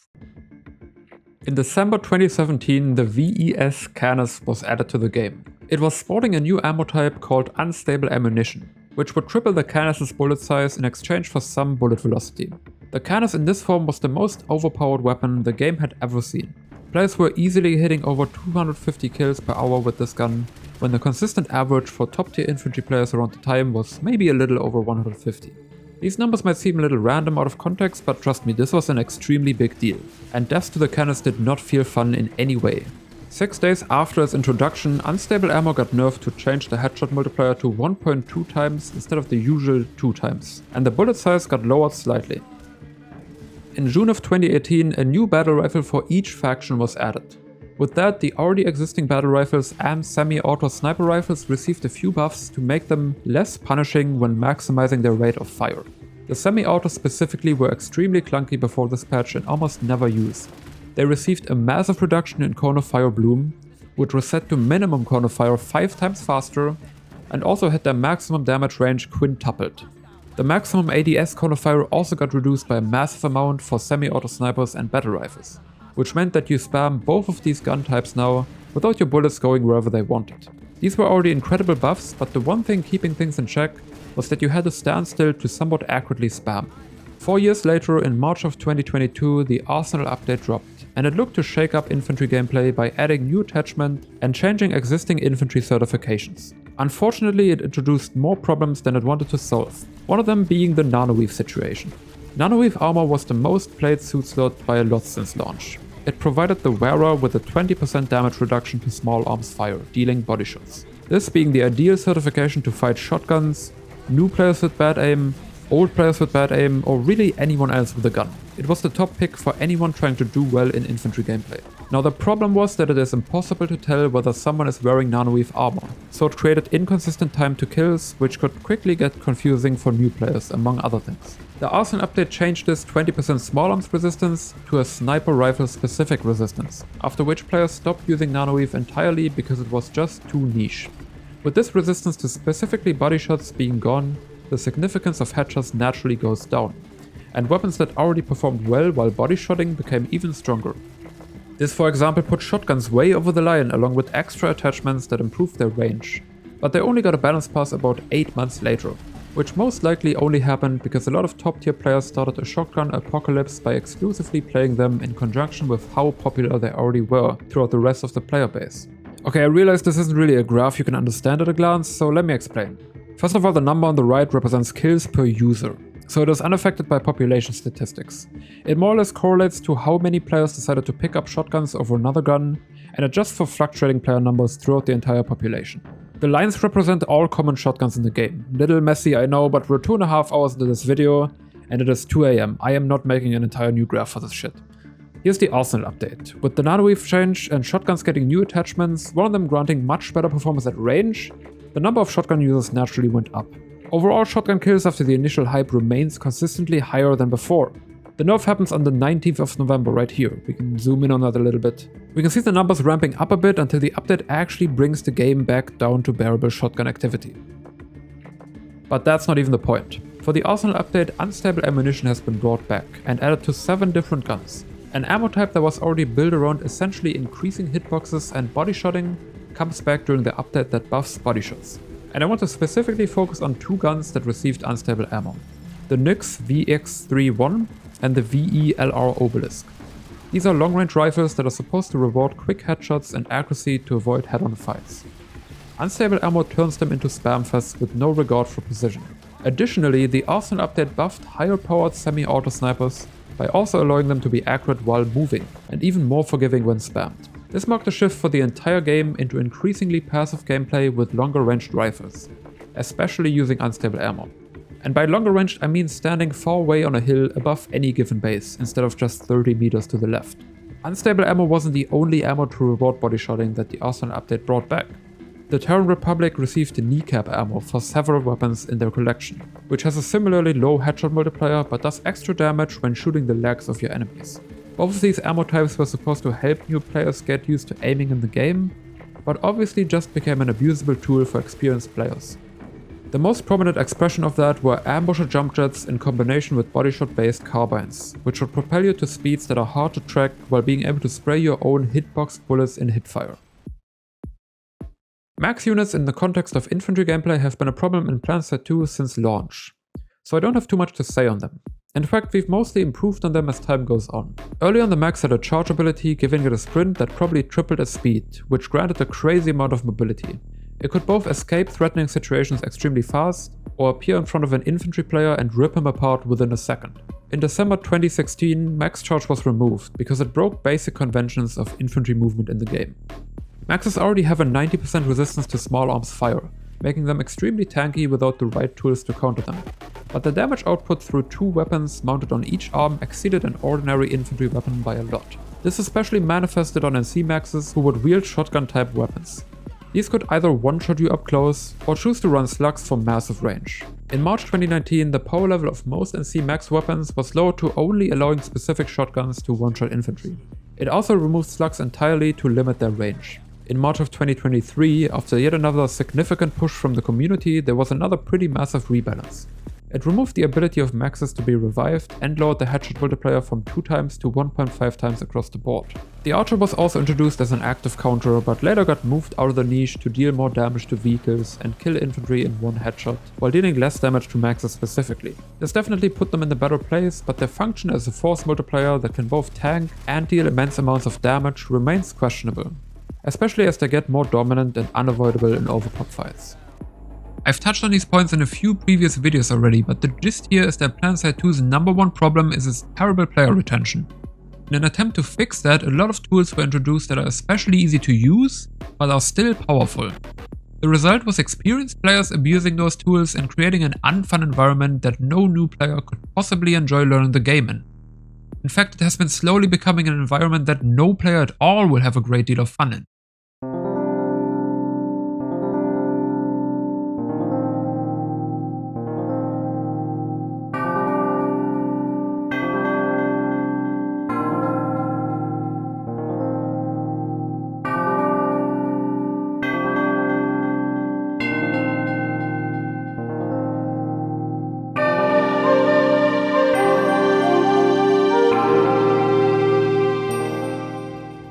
Level design in Planetside 2 was a completely unique endeavor at the time. It was the first time modern FPS gameplay and combined arms battles were made to flow into each other on a map of this scale.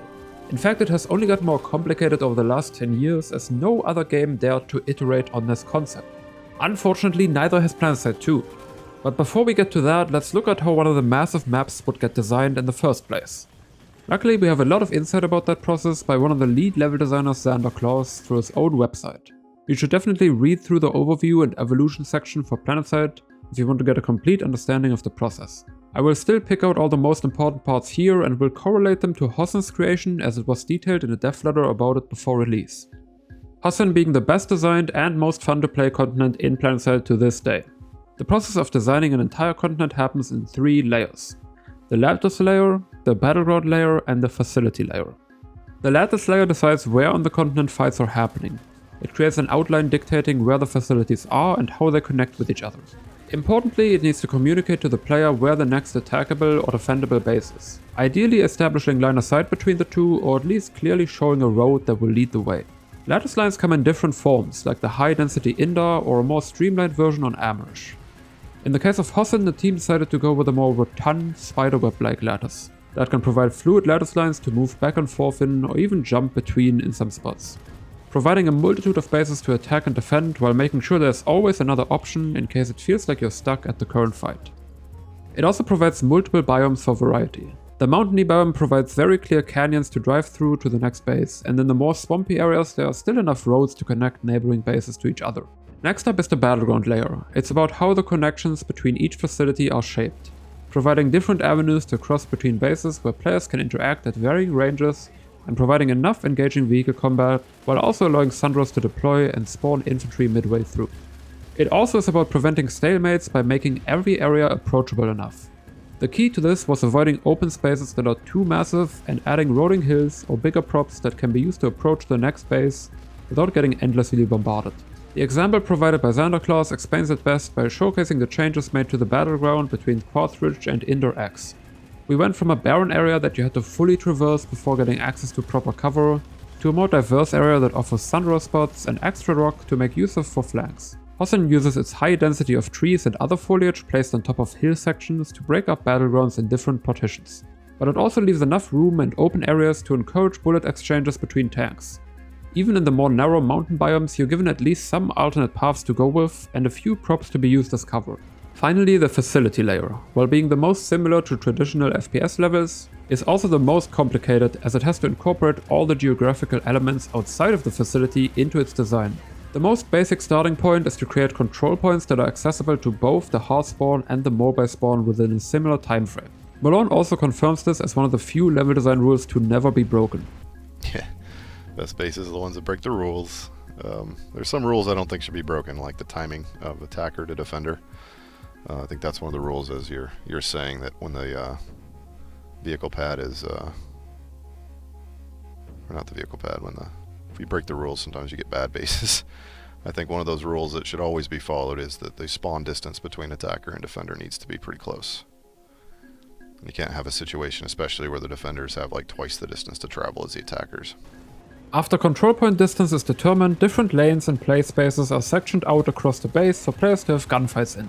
The control points themselves are often placed in buildings to keep the experience consistent between fights at any size, and keep a focus on close to mid-range infantry combat that works best inside of facilities.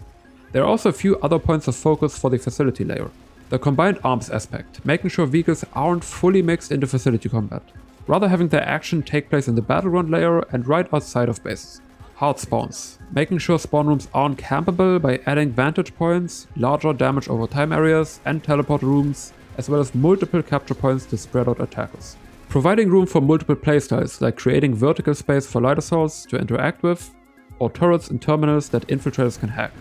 Paying attention to performance by trying to reuse assets and flipping them in creative ways, including terrain outside of bases into design decisions by avoiding overly secure vantage points or close cover for aircraft to abuse. These were often combated with facility-owned turrets or line-of-sight blocking props like trees or big communication equipment. The Hossen Death Ladder uses the Iron Quay as their example base, and the latest version that is on live right now basically checks all the boxes. Both the man-made and organic garage have roughly the same distance to the point as the spawn room does. Funnily enough, it is one of the few bases that has the control point outside, but it is jammed between two buildings and there is enough flora to provide cover, meaning players are still taking CQC engagements most of the time. It is relatively small, but still provides multiple avenues for players to make their way to the control point.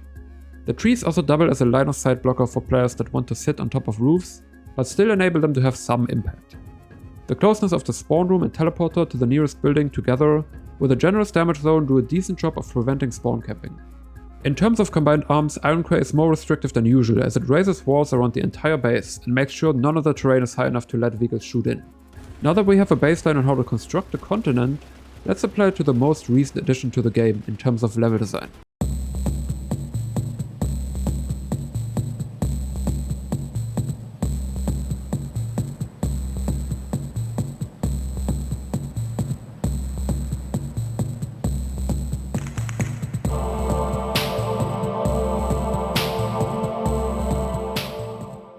I'm not gonna lie, something died in me the first time I looked at Oshur's map. A new continent is by far the biggest piece of content an update could contain in Planetside. It made it much worse when the continent dropped and consequently tripled and quadrupled down on itself. Especially on Oshur, level design sits at the heart of the game's balancing and gameplay loop. Many of the problems I've already discussed get amplified by lazily designed battlegrounds or rushed facilities due to the lack of foresight or testing. In the same way, facilities and entire continents can be constructed to specifically suppress problematic features that are hard to fix otherwise. Unfortunately, Oshur does a whole lot of amplifying and not much suppressing. Since its release in 2022, it has gotten over a year of updates trying to build on the concept. Oshur's fundamental flaws that already undermine core gameplay aspects rendered these updates as wasted development time. Let's get into them. Starting at the lattice layer, Oshur is an island-based continent that sports a whole lot of ocean. What that means is that we already don't get much solid ground to work with. While gameplay on and under the water is technically possible, it ends up as the most boring FPS experience you could imagine and entirely stops vehicle combat. On top of that, Oshur brings back tons of vehicle bases and finally drops the pretense that they were ever about vehicle battles. The newly named construction outposts would receive an indestructible silo a little later. That way constructing new bases becomes much easier, and when a faction gains control, it would also transfer existing buildings to that faction. That means the density of infantry bases on Oshur is lowest compared to other continents at 29 unique hardspawn facilities, while Amrish, Hossen and Indar respectively are sitting at 70 to 80 unique facilities. Estimir sits closer to Oshur at 37 unique facilities, but only because the unstable warp-gate update gutted about 20 bases in an act of foreshadowing to Oshur's release. These estimate changes were already criticized and even specific concerns about Oshur turning out the same way were raised, but the core stayed the same. The lattice turns out equally simplified, especially if you take away water outposts because they get ignored most of the time. There's one outer ring to move back and forth on, and the rest of the lattice moves towards the middle base. The negative space created by water gets filled out by one Trident facility on each side that connects in 3 directions. The few lattice connections cannot create enough fight variety or even spread out a full continent's worth of population out properly, bringing us to the 2 most common scenarios on Oshur. A massive fight at the middle base, and Zergs building up on the outer ring that get very hard to stop or get stuck in open field fights. The way Oshur's inner ring is constructed especially plays into funneling players to the middle base because it is not actually a ring, as Tira Hydroelectric is designed to only be attacked from one direction. And with the way bases unlock at the start of a continent, everyone gets directed to Xcavian side.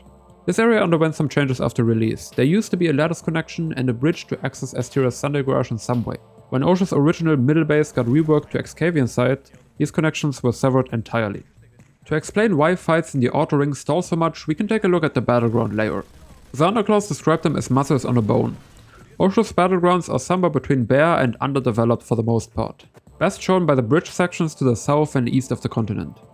Particularly between Wellerman Watch and Sibo Interlink, the bridge marks your only way to progress between the two.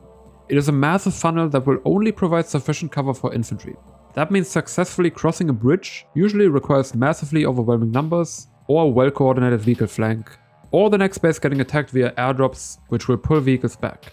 Now resolving stalemates with flanks should be the standard, but I need to stress just how difficult they are to pull off. First of all, almost all the islands are too narrow. Usually flanks involve opening up new angles from the side to pick up kills, and then slowly gain control of the area. If you want to flank on Oshur, your only option is to be right behind enemy vehicles. But that also means there will be new vehicles spawning in behind you. Coming back to the combined arms infantry section a little earlier, you remember that flanks with that much commitment won't work anymore. You'll get stalled out because of longer TTKs and caught by vehicles spawning behind you. Even if you insist on taking these flanks, there's a price to pay, traversing the ocean. The Prowler and Vanguard sink underwater, and while they at least won't get hit, they'll slow down to less than half their speed. Mackerels can float on the water, but since there's no cover on the surface, it's easy to get taken out. While Oshur has a lot of beaches to get out of the water after bypassing a bridge, it can still take a while until you actually make it to the mainland and execute your flank. In the worst case, you arrive at a beach that won't even let you get up to the mainland. So you'll often spend more time driving to set up your flank than actually fighting on the tank. That might be okay if your flank turns out successful, but because of the minimal ladders on Oshur, those stalemates will almost always be too massive to take out by yourself or with just one friend. Taking away flanks and bridges, we're left with pretty minimalist designs that use large rocks and height difference to create vehicle gameplay. The intersections of Oshur make more use of the beaches and landmarks, which definitely helps create more dynamic gameplay. But even then the landmasses are too tiny. At the end, almost all vehicle gameplay regresses to back and forth damage trading, which is by far the least interesting way to approach tank fights in this game. On the facility layer, Oshur actually has a few really great bases spread throughout it. Fort Alceo, Pommel Gardens, Viridian East Terrace and Sentry Mining Operation are pretty good bases on their own merit. They provide a somewhat unique concept with well-structured lanes and areas for infantry combat to take place in. Unfortunately, they have to exist in the context of Oshur, where balanced fights or persistent attacker spawns are very rare. That is far from the only issue though. Let's talk about the most played bases on Oshur that we see repeated 3 times each: Tridents and Interlinks. Both have circular setups with cover and walls placed throughout. In Tridents there are too many open spaces, which leads to an abundance of angles and crossfires players have to deal with. This makes getting out of the spawn room hard, as it is in the middle of the disk, with every exit having the same crossfire that attackers can use to spawn camp. Interlinks have more tight spaces and ways to split fights, but they also have wall segments with doors in them that split the base in sort of slices of pie. These doors usually make for stalemates that slow down fights. In both cases, the distance from building entrance to spawn room is very small, usually leading to fights leading into extremes through small pop differences. What I mean by that is that if the attacking faction has just 5% more population in a big fight, it can lead to immediate spawn camping, shutting down the gameplay entirely. Defenders having a 5% overpop can lead to them fully defending the entire interlink and triggering stalemates at the door where they get stopped by attacking vehicles. Tridents have a similar problem of flip-flopping between spawn camps and attackers being pushed back to the landing pads. Conversely, other facilities on Oshur have a problem with giving vehicles too much freedom inside them, restricting infantry players to a few specific locations, and making for cramped fights and high pop. We also see inconsistent usage of teleporter rooms, sometimes lacking in bases where they are really needed. Sometimes being so far away from the original spawn that they get spawn camped independently. Otherwise the Oshur facilities do a decent job on their own, except for the most important one. Oshur's Excavian cleanup site sports a multitude of problems that make it one of the worst places to play in the entire game. Let's talk about the surrounding terrain first. It's connected to 2 construction outposts that will have guaranteed base building happen due to the indestructible silos. The island in the middle is narrow enough that both construction bases will block any vehicles from passing through and deny flanks from all the way behind at the same time. They are also both elevated above Excavian site, meaning tanks and all kinds of long-range weapons can safely shoot down from them. All that culminates in a fight that is extremely unlikely to ever move away from the middle base, as you have to break through an entire construction base manned by 40+ people, which as you know is extremely difficult. Let's get to the facility terrain itself. It is a long slope eventually transitioning into the ocean. There's a bunch of rocks spread throughout and crevices to provide cover, but the aforementioned snipers on the cliffs still have an easy enough time shooting down. The area between the elevated construction outposts is mostly flat with a few trees, making it rough to even get your Sunderer to the garage placed in the center of the terrain. There's one elevated triple stack building close to the beach with a control point in it. A jump pad connects the Sunderer garage and beach building, which seems beneficial, although players using the jump pad will often get camped as you end up landing in a spot without cover. We have another building next to a grounded bridge to the west, which houses another control point. There's more open areas connecting those 2 points, making it difficult to even establish firefights between the 2 buildings. The last 2 points are underwater. Underwater combat is pure ass. It slows down your own movement, it harshly lowers the velocity of your bullets, and it disables a bunch of weapons. The first person to see an enemy will usually win the fight, because movement is so slow that it's honestly hard to miss. Having to progress through open areas in order to make it to a control point becomes even more of a problem here by strengthening defensive vantage points. In short, it dumps down the entire gameplay and is not fun. Open areas, control points being disconnected from each other, the transition from underwater to fresh air combat usually getting you killed, and fights at this base being funneled into a 3-way means you end up with a never-ending stalemate. Each faction can hold their control point, and making progress towards capping the base in any way can take forever. I also haven't even mentioned the performance problems particular to this area. When there are 200 to 300 people stacked in a very small area, it can already be a struggle for even high-tier hardware. What's more are the poorly optimized construction assets, which we have an unusually high amount of close to Excavian side. If this entire place wasn't already frustrating enough, you'll have to deal with FPS dipping to 60 or below depending on your rig. A new continent 10 years into Planetside 2's lifecycle could have been the most revitalizing addition to the game, but unfortunately it was severely undercooked in addition to its fundamental battleflow problems. In fact, these two things are more connected than it seems. The island theme allowed a lot of dead space to be filled up by water, and many construction outposts were placed where there was seemingly no time left to design and build a proper facility. The underwater bases especially seemed like there could have been a cool idea if there was an actual facility below the surface, that maybe only has a few sections where you're affected by underwater mechanics. The map also has like 14 sea posts that I barely mentioned because of how irrelevant they are. These are basically just mini outposts that provide vehicle terminals, but if we could have actual infantry skirmishes on floating man-made facilities, they could have been legitimately fun. Instead, they are too minimal for any gameplay to happen on them, and don't even have a way for Sunderers to deploy on them, as well as being entirely copy-pasted. You can tell by the tridents, underwater bases, sea posts, and some of the actual well-made unique facilities that big ideas were had here, but only about 10% actually made it to the release of Oshur. I don't know whether it was a lack of time, ambition, or creativity, but to me this release marked the beginning of the end for Planetside. Oshur had a bunch of major updates in the following years that were supposed to improve the experience, but did not really touch on the actual problems. There were many small base adjustments and fixes following the release. 5 months later, boats were added to give the water on Oshur more importance. Ground vehicles usually don't want to get close to the ocean though, nor does anyone else, so they couldn't really integrate in Planetside 2's ecosystem.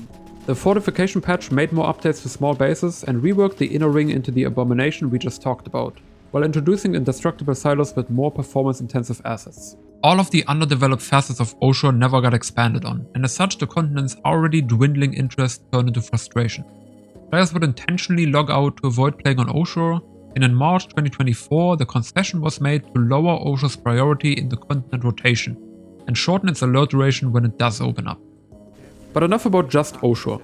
There are 274 unique facilities spread around the 5 main continents, and we can find a few patterns of problematic designs that have been bothering me for a while now. Let's start with a facility design problem parallel to Oshur's flat terrain and love for open spaces. The checkpoint syndrome is something I literally just made up. It refers to facilities where the spawn room and control point are separated by a massive road. Facilities in Planetside usually try to resemble some kind of lore justification for why they exist, like a chemical plant, storage facility, or, a military checkpoint. None of that obviously ever comes into play, but you'll notice a glimpse of lore in most bases here. The namesake for the checkpoint syndrome is East Hills Checkpoint, which might just be the best example of my issue with this particular design. While most of the other bases won't actually have checkpoint in their name, they will all have that massive open area between spawn and control point in common. At this point I don't have much explaining to do on why this is a problem. If you've paid attention to the problematic vehicle interactions with infantry, the shift to long-range weaponry, or overpop problems due to malfunctioning spawn systems mentioned earlier, it becomes pretty obvious how the checkpoint facility design amplifies those problems. Even just crossing a 20-meter gap can become nearly impossible during populated fights, which makes these bases extremely difficult to defend under normal circumstances. Vehicles usually stall out fights by controlling the road as defenders don't want to push into them, and attackers don't want to leave the cover provided by their vehicles, essentially eliminating infantry from having any value in such facilities, the opposite of what should be happening. One of the only ways around this is using the cloak ability on the infiltrator, which creates an entirely different problem. Some bases that especially suffer from this are Mao Watchtower, Two Stone Beach, Xella's North Gate and Mao's Southeast Gate. Moving on, Xanderclaws designated hard spawns and alleviating spawn camping as one of the focal points of the facility layer. Teleporter rooms and vantage points with reliable cover in combination with well-placed damage over time zones are the best way to give players a chance at making it out of spawn rooms. As more bases got added and changed over time, there was definitely an improvement on that, but we still have a lot of old bases that did not get touched up. Teleporter rooms are an easy to implement tool that spreads players throughout a facility and gives defenders an easier way to break spawn camps. Unfortunately, there are 87 bases that don't have one entirely. A lot of them remain in Indar, which has been stuck in time for the last 10 years. Especially anything close to the warp gate areas has been so underplayed that nobody has bothered to make any changes since Planetside 2's release. Ambush 2 has an issue with teleporters. Although a lot of facilities have them, they are often placed behind the spawn room, making them completely useless. Spawn camp proofing this many facilities might be a massive time investment, but it would be universally beneficial to the entire gameplay loop. Staring at spawn rooms or out of them is equally boring for both sides. A lot of players just don't know any better most of the time. Bases that could really use a teleporter, for example, are Xenotech Labs, the Stronghold, Sentry Mining Operation, or Zot's North Garden. For a proper fight, we need an attacking spawn as much as a defensive one though, which means Planetside level design needs to cater to mobile spawns as well. Reworking abilities or balancing vehicles is not the only way to keep deployed Sunderers alive.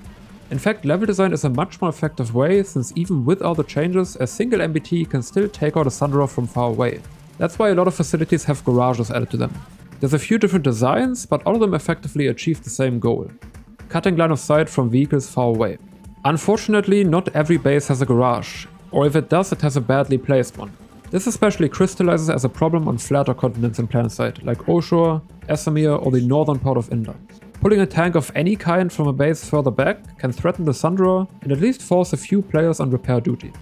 Some great examples for that are Rime Analytics, Benson Construction, Orexicum Substation, and plenty of Oshur bases like Pommel Gardens. Unfortunately, the Sunderer Rework has complicated this whole situation, as keeping distance from them is kind of mandatory now. Nonetheless, every base at least deserves to have thought put into how a somewhat safe garage or alternative Sunderer location can be added, making sure fights don't end immediately and encouraging vehicles to have to get closer and therefore creating fights over deployed Sunderers. What matters a lot more is where those places are implemented. For that we have to look at a feature closely related to mobile spawns.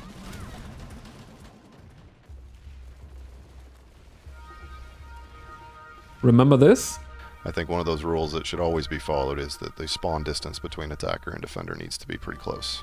Let's talk about it, because spawn distances between attackers and defenders play a big role in whether a facility feels fun to fight at or not. Defender spawns are obviously static, but an attacker spawn will be wherever the Sunderer gets deployed. No deploy zones make sure that Sunderers deploy at distances that make for balanced runtimes to the control point. But you don't need to hear it from me. There's a whole blog post from Malone about no deploy zones that explains how they create more fluid battle flow. As always, to get the best understanding, you should read the whole thing. It's relatively short and concisely explained. For everyone not that invested, I'll give you the important bits.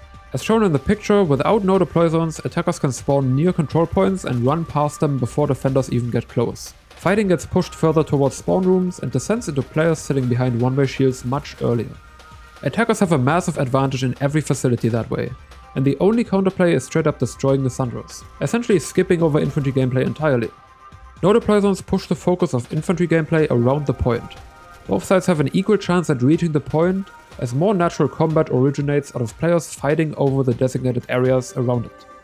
This is the idealized version when fighting over singular control points, of course. Bigger facilities with multiple points can become more complicated as it runs on different battle flows between the points themselves. They seem to only be placeable as spheres, making it much harder to customize the zone properly. The blog also mentions overlapping spheres looking ugly on the minimap, but we have a few examples of that in the game currently and it's not really a noticeable issue. To show how changing deploy zones affects the gameplay of a facility, we can look at tech plans. In 2023, the zones were changed from being placed around the main building to covering the area closer to its spawn room. The result was mobile spawn points dominating the entire facility. Whoever managed to have a Sunderer inside of the main building would be winning the fight. Sometimes both sides would have a Sunderer inside and a fight would spark out of it, or one faction would have a spawn galaxy on the roof to create a battle over the balcony. Whenever defenders only had their static spawn to use, it would already be a lost battle. The distance towards the point compared to a Sunderer that is deployed right under it would disadvantage them too harshly. On top of that, the front doors of the main building are extremely easy to control by using the height advantage from the control point floor. When the no deploy zones were active, attacker spawns would usually be placed on the sides of tech plants close to generator buildings. The gameplay usually revolved around taking out Sundies first and then regaining point control. Albeit different from the usual battle flow, it still created fluid gameplay around the area outside of the main tech plant building. The main building would usually revolve around point holes built on revive gameplay or balcony beacons. It would usually be pretty defensible, as you can rely on players entering the main building always being on low ground. But as Sunderers can be deployed inside now, it consolidates into a defensible position that can't be broken anymore once established. Either tech plant actually still has the old no deploy zones applied to it, and the extra walls help establish safer Sunderer positions near the generator building. Unfortunately, it also has 3 control points instead of 1, which leads to much faster capture times, usually shortening its length of fights. In his blog, Malone mentions that a lot of no deploy zones have been placed badly or hastily in some places due to time constraints, and the process being somewhat mind-numbing. 8 years later, we are still dealing with the same problem, and I'm gonna be honest, surely we had some space somewhere within that time to squeeze in those 21 man-hours. I actually took a look into all the no deploy zones currently present to see what kind of placements we're dealing with and how many facilities are negatively affected. We've got a few different categories of problematic no deploy zones. There's bugged zones, where no deploy zones exist but aren't rendered on the minimap, like Livcorp Central and Fallbridge Chemical. I'm also including facilities without no deploy zones here, which are Live Biochemical, Excavian Cleanup Site and Steel Shore Reconstruction. A few bases don't need no deploy zones because they're less accessible to Sunderers due to being above the ground or under it. These 3 are neither of those, so I'm assuming someone forgot to place them. Next we have the modified CTF bases. The usual control point got replaced by a flag conduit, and the actual control point is way further out now. The no deploy zones never got adjusted, so they don't prevent players from placing a Sunderer next to the actual control point anymore. This is more about the terrible design of CTF bases being extremely attacker biased, but I thought I'd mention it here as it includes misplaced zones. Wokuk Watchtower and Norm Mosh Compound are pretty bad examples. Xtab Water Purification and Croc's Headquarters actually have kind of working zones, but truthfully they haven't seen much play, so it's hard to judge how much it affects the gameplay. We've got a few misplaced zones too, meaning they are either not covering the control point very well, or allowing a Sunderer to be placed between point and spawn room in a relatively safe place. In both scenarios, fights get pushed to the spawn rooms instead of happening around the point. To be clear, no deploy zones can omit the area around horse spawns to some degree. If the Sunderer is deployed very close, then it's easy to overwhelm it with players coming right from spawn. If it's a reasonable distance and still obstructing the way to point, then we have a problem. Like in East Hills checkpoint, where the no deploy zone amplifies our checkpoint syndrome even further. Or Naum Forward Barracks, where Sunderers can deploy right under and around the control point. A lot of zones can also be too small, where extending them can eliminate Sunderer positions that are just too strong, and inherently give you a much easier chance at winning fights. Like the Sundy spots instead of Crux Mining Operations point buildings, or the Sundy position right next to the point at Shack Fusion Lab. Other times it's less about the no deploy zone, and more about the end of the actual facility being the control point. This is more about the base needing an extended combat area past that point. Only then will a larger zone be beneficial. A bunch of indoor bases like Helios Solar, Highland Station, but also North Grove Post exhibit these problems. We also have 3-point facilities where all points are too far from the spawn room and the no deploy zone isn't accounting for it. At least 1 point should be close enough and free of deployed Sunderers for the defenders to claim a foothold. Howling Pass Checkpoint and 10A Power struggle with that a lot. Lastly, we reached the tower cucking category. All of the tower facilities that had their A points moved out of the main tower building haven't had their no deploy zones adjusted. The result is that point being entirely excluded from the zone sometimes, like an indoor excavation site, Crimson Bluff Tower or Saero Listening Post. Other times all points are just very far away from the tower and we end up with the same problem other 3-pointers are having, like in the Crown or Regent Rock Garrison. The one base that actually does a good job at not getting too cucked is Crossroads Watchtower, as the A point is in a building that remains close to the tower. Adding all of these together with the 9 tech plants placed throughout the continent, we arrive at 71 facilities with problematic no deploy zones. Including bases without teleporters and checkpoint syndrome bases while accounting for duplicates, I'm arriving at 139 unique facilities that I'm taking issues with. That's over half of the entire game, and a lot of these are frequently played bases. Level design is the most important facet of Planetside 2, and in my opinion it has consistently been going downhill since 2017.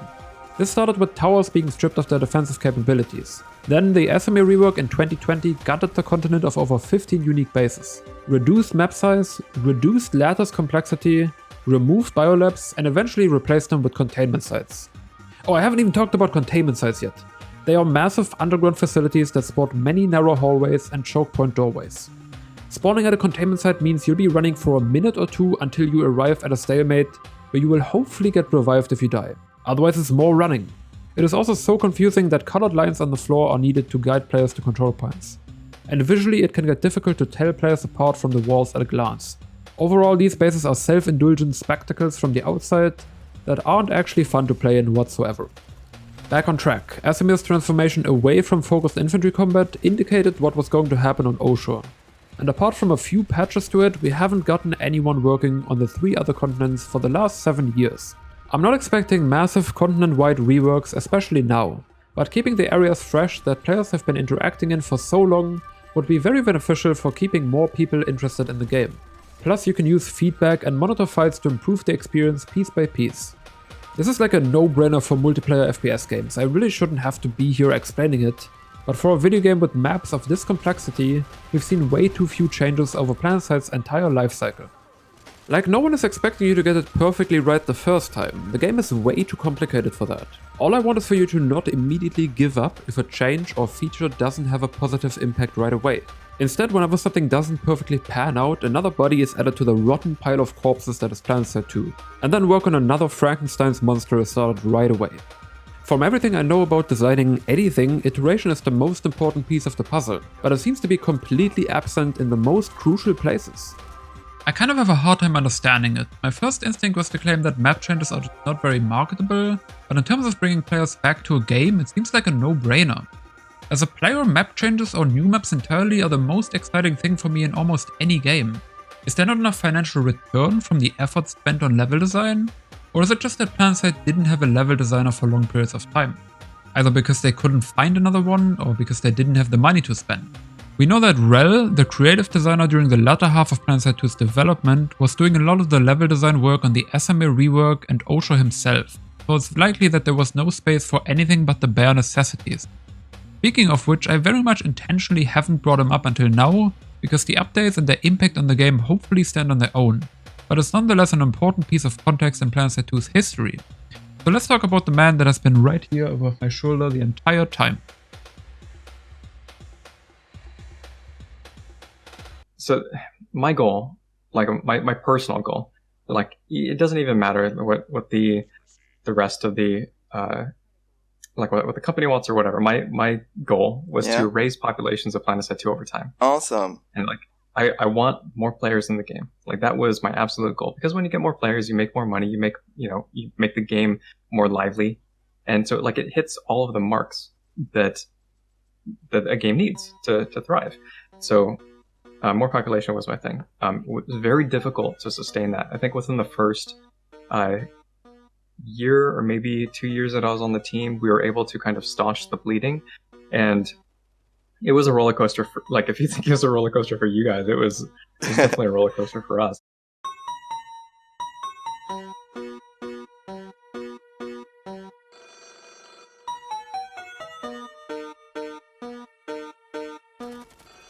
Planetside 2 is a free-to-play game. It has to be because of how many people are required for all of its mechanics to fully come into play and provide players with the intended experience. That means it has to make its revenue by selling microtransactions and monthly subscriptions. Especially back in 2012, there were a few distinct methods of selling these microtransactions that would impact gameplay in different ways, kind of forming the foundational pillars of how in-game purchases would evolve into what we have today. You had a straight-up pay-to-win model, granting access to better weapons with increased damage or higher HP values by spending real money, often used in free FPS games. There is the pay-to-play model that would impose waiting times on you before you could take another action or receive a new item, letting you then spend your board currency to skip those wait times and play right away. It was usually employed in browser or mobile games that didn't have a fleshed-out gameplay loop.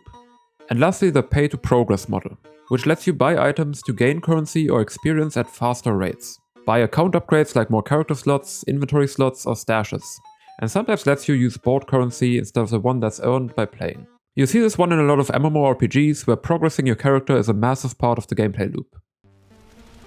Planetside 2 went with the form of the pay-to-progress model by basing it off League of Legends, which is first and foremost the least predatory system out of all of these. It was probably one of the reasons for its initial success and continued long lifespan. This system puts it in a unique position as progress in Planetside isn't quite character-based. A higher level doesn't mean anything here. The difference between a level 9 character and a level 81 on a gameplay scale is the amount of weapons that they have access to, and what upgrades they have on that character. But upgrades don't make a big difference in the context of an FPS game. What I'm trying to say is that Planetside has done an extremely good job at not putting new accounts in a direct disadvantage due to gear differences. Although it can feel like that when you're completely new to being constantly knowledge and skill checked by the massive scale of the game and veterans running all over you.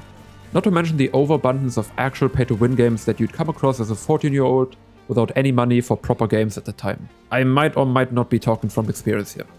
That doesn't mean Planetside is entirely unaffected by its free-to-play status. It plays into how player progression will get slowed down to make boosts or buying currency more worth it. Feature prioritization is also included in that. Malone once again has a good blog on it. Since free-to-play games have no box prices, all of the money is being made by microtransactions and subscriptions. That money is used to pay developers, investors, and any other expenses made in connection with game development. The more players your game has, the higher the likelihood is that some of them will pay money. Which means that devs are incentivized to draw any type of growth to their game, even without those mysterious shareholders watching over their shoulders. Malone talks about how the systems he developed during his time were intended to have a more direct impact on population or monetization. The VR training area was supposed to let players try out weapons and make them more likely to buy them. The tutorial obviously helps with having players stick around longer, and Directive also incentivized purchasing weapons and giving players long-term goals to finish. It certainly worked on me. I don't know if I would have invested as much time and gotten even more invested than I already am without the Directive system. But the Resource revamp, a feature that you can't slap on an advertisement or write a game magazine article about, was never finished, even though it would have been massively beneficial to the rest of the game if executed well. I like to think of these kinds of updates as population multipliers. They do a better job at keeping players from leaving in the long term. If the core system your game relies on functions well, then building on it with new updates becomes easier and makes them inherently more fun. Conversely, stacking one content update onto another will add players to the game for a month or two, but because core problems remain unaddressed, the numbers drop again. Lining up the game's average population graph with the update timeline makes this abundantly clear. The updates on it, which I deem as mostly net negatives to the game, grant short player spikes and then fall back down to the average or even below it. Some updates like Critical Mass or the Sunderer Rework don't even spike population, while the more successful ones like Escalation or Arsenal can keep their boosts a little longer. Ultimately, there's been a downwards trend the entire time because new players and returning ones alike eventually put the game down again because it just isn't as engaging when the spectacle fades. And that brings us to our final problem. Capitalism. Yes, the whole time this was an H-Bomber Guy video in disguise, where the final conclusion is capitalism bad. As a live service game, Planetside 2 has to make money in order to support everyone working on it. There are financial goals to hit, and certain updates or features are designed to achieve those goals. Malone has yet another blog post about the financial reality of game development, where he especially talks about how staff working on a game are the first to get cut, when expenses need to be reduced. With that comes reduced capabilities to put out the next update and less extra time to improve the gameplay loop in between trying to put out another moneymaker. Higby has alluded to this himself in an interview after his departure from Planetside 2. Well, in terms of like who controls the shift and why, you know, it's a big discussion. So the overall prioritization of what went into the game more or less would come down to what I wanted to add. That was probably the most important component. What like execs and marketing needed in terms of monetization, and then kind of what the overall consensus of what the team wanted to work on too. So towards the end of the project, we had basically moved over to where, in terms of large-scale direction of what we were going to be doing to build the game, we were more or less having the entire team weigh in on stuff that we wanted to add to the game and figure out the kind of order that those pieces would go in. And sometimes we would get intervention from off the team, but for the most part, it was very driven by what the team wanted to add. And that was usually based on goals like we need to do more to shore up the new player experience, or we need to maybe do something to increase monetization this month because our numbers were down last month. So we would be getting kind of large goals and large sort of requests for specific things to happen in the game. And Rel, the creative director during most of the latter half of Planetside's development, also made note of this in an interview after the Shattered Warpgate update. Yeah, having that room to iterate is something that you need to like create space for. Having room to just like react to sentiment is again something that you need to create space for, and it comes at cost. And that is a cost that the community is willing to accept, but the game needs to balance against, because you have the needs of the community, the needs of the team, and then also the needs of the company to consider all at the same time. But every live service game deals with that, so where is Planetside 2 specifically running into problems? To me, there's two main things that have been producing one problematic interaction after the other. For one, content patches being added without regard for how they fit into Planetside 2's bigger picture. Let me bring this clip back real quick. Do you have any concerns that you think that are relevant to metagame that haven't been addressed yet? I mean, Matt pretty much nailed a lot of it. I mean, the bottom line is that we won't fully know exactly what we need. I mean, Matt has a plan, but I mean, obviously, all plans go to the wayside when people decide that they want to play a certain way, or they decide that the game needs to go in a certain direction. I mean, this is the reason why we have a roadmap and we have all these communications back and forth with the players, because it's important for them to be a part of the process. We can only say that, you know, this is good for the game as far as our point of view. But at the end of the day, it's going to boil down to what other people are saying. Like, all right, well, I'm having a hard time doing this because this gameplay feature that you put in, you know, restricts this type of flow. Right, yeah.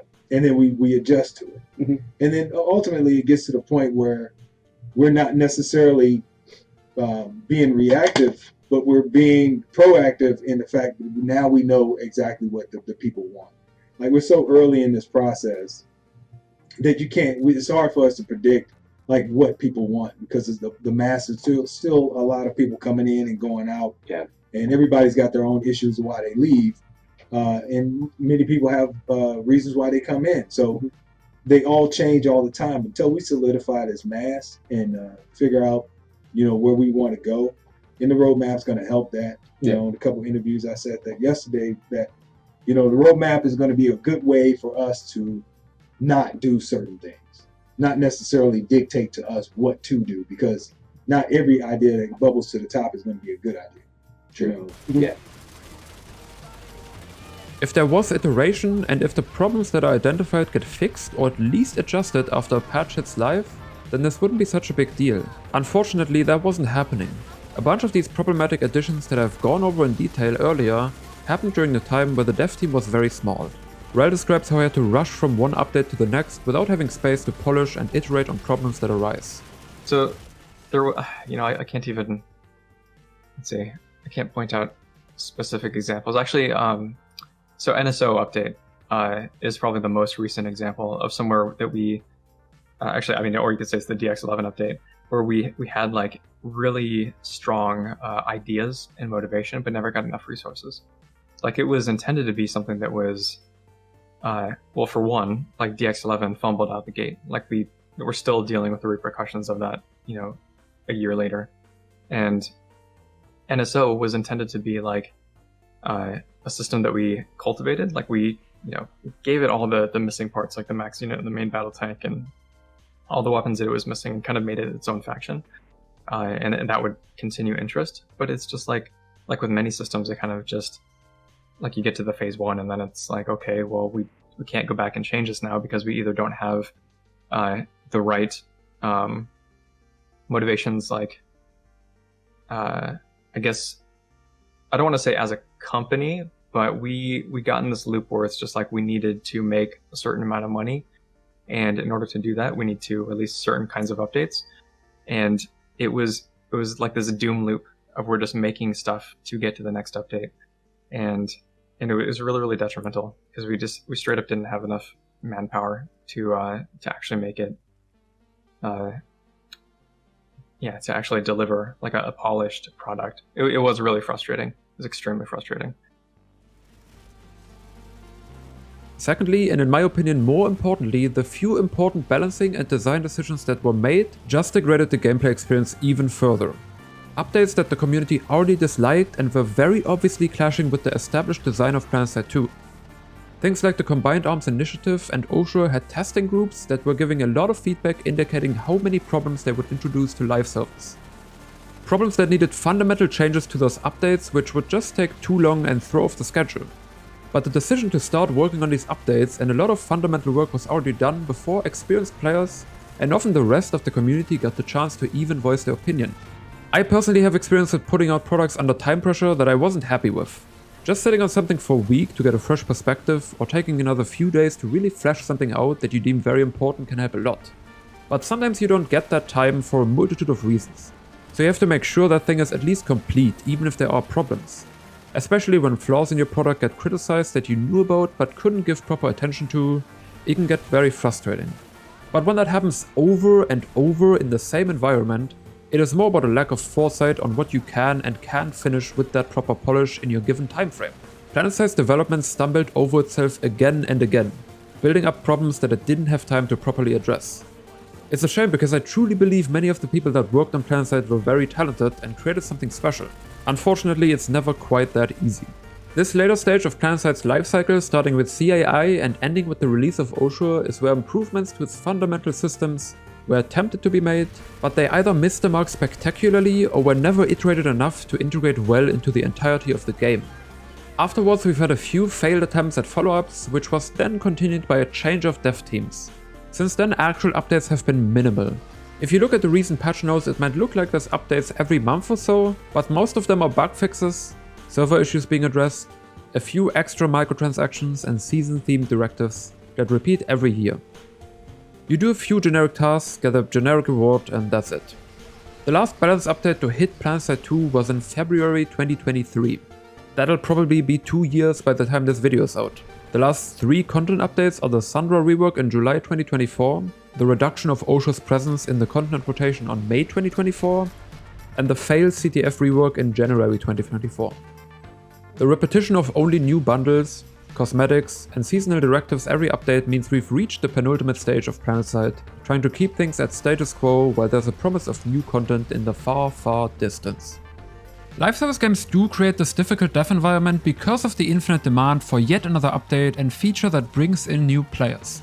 It's something that only the massive studio names like Blizzard and Valve have been able to maintain consistently, and even then there are constant complaints from the customer base. Smaller games entering the free-to-play market like Realm Royale or Rumbleverse just couldn't keep themselves afloat, especially now that the free-to-play market is so much more saturated. Without the proper funding and a big enough studio, it gets very difficult to create a large enough fanbase and maintain it with consistent updates. Otherwise, there isn't enough money coming in to justify the entire project. To bring things back to Planetside 2, it did have all of those things. It entered the market in 2012 with initial funding by Sony Online Entertainment and a strong and highly skilled dev team. Over the years, we saw a lot of decisions that diverted from Planetside 2's original direction and therefore alienated a lot of its core players. Design problems and long-standing bugs compounded into a frustrating environment for all players and an unwelcoming new player experience. That in turn forced short-term focused development decisions, which brought us where we are today. A shitty fishing minigame.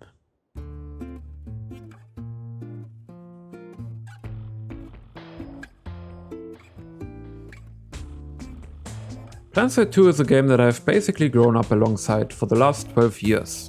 While there have been a bunch of substantial breaks, I always kept up with it to some degree.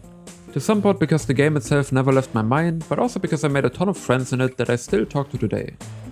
Whatever happens, I genuinely cherish everyone that I've met, talked to, and played with over the course of my time in this game. Even if we haven't talked in forever, I'm not very good at keeping up with people or scheduling time to catch up, so I always appreciated how easy it is to connect with people while playing Planetside. So what now? Is it just over? Do we all jump ship now? People have been doomsaying Planetside for the last 7 years, and although we're closer to it now than before, I don't want to be one of them. I still play, and I'm not intending to stop for now. If you don't know Planetside 2 and enjoyed what you saw about it in this video, you should still give it a try. Since the EU server merge, the population is still at a fun level, and I don't think we'll see any massive changes in population for a bit. Just don't expect things to turn for the better suddenly. At least my assessment is that we're past that. I especially want to thank a bunch of people who helped me work on this video and turn it into something that I'm truly happy with. Sel for doing editing work on the script and letting me bounce ideas off of, Ashen for voicing a bunch of quotes in the video, Asom and any other editors on the Planetside 2 wiki. I sourced a lot of the game related facts from the wiki and used it to look for every patch note I needed for reference. Seriously, this page in particular was a lifesaver. I probably clicked on every single link on here. Nalo for converting my complicated ass explanations and nitpicking into yet another beautiful thumbnail. Lucas for providing a ton of old videos I could use to double check the game's history and cut in as relevant background footage. As well as a bunch of other people for giving feedback on early versions of the video. If you also want early versions of upcoming videos, you can contribute to my Patreon or Ko-Fi. It'll also have a bunch of behind the scenes stuff and bonus footage for this video, hopefully relatively soon after this video is published. And if you think, oh man, this guy only does Planetside videos, then you're in luck, because this is most likely my last one. Which is maybe bad news for all the Planetside Andes here, but I don't have much more to say on the game. I got very tired of the discourse surrounding it, so I'd rather pivot to making videos around other games that interest me more. Some brewing ideas currently are what makes JRPGs fun, examining early open world games before Far Cry ruined everything, or how games were designed around the Nintendo touchscreen function back when it was new. If any of that sounds fun, you should subscribe.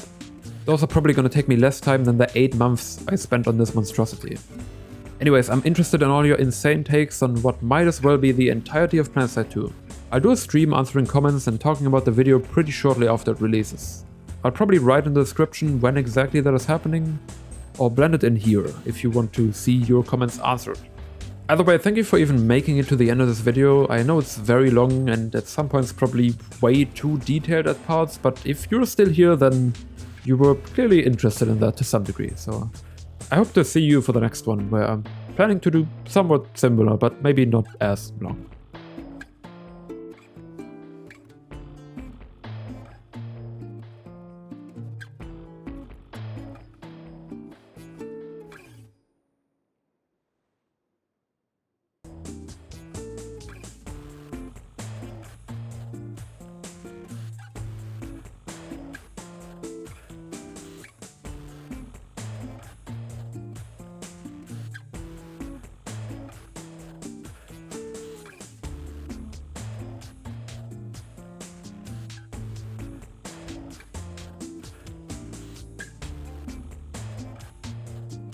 Oh my god, even the fishing minigame is dog shit.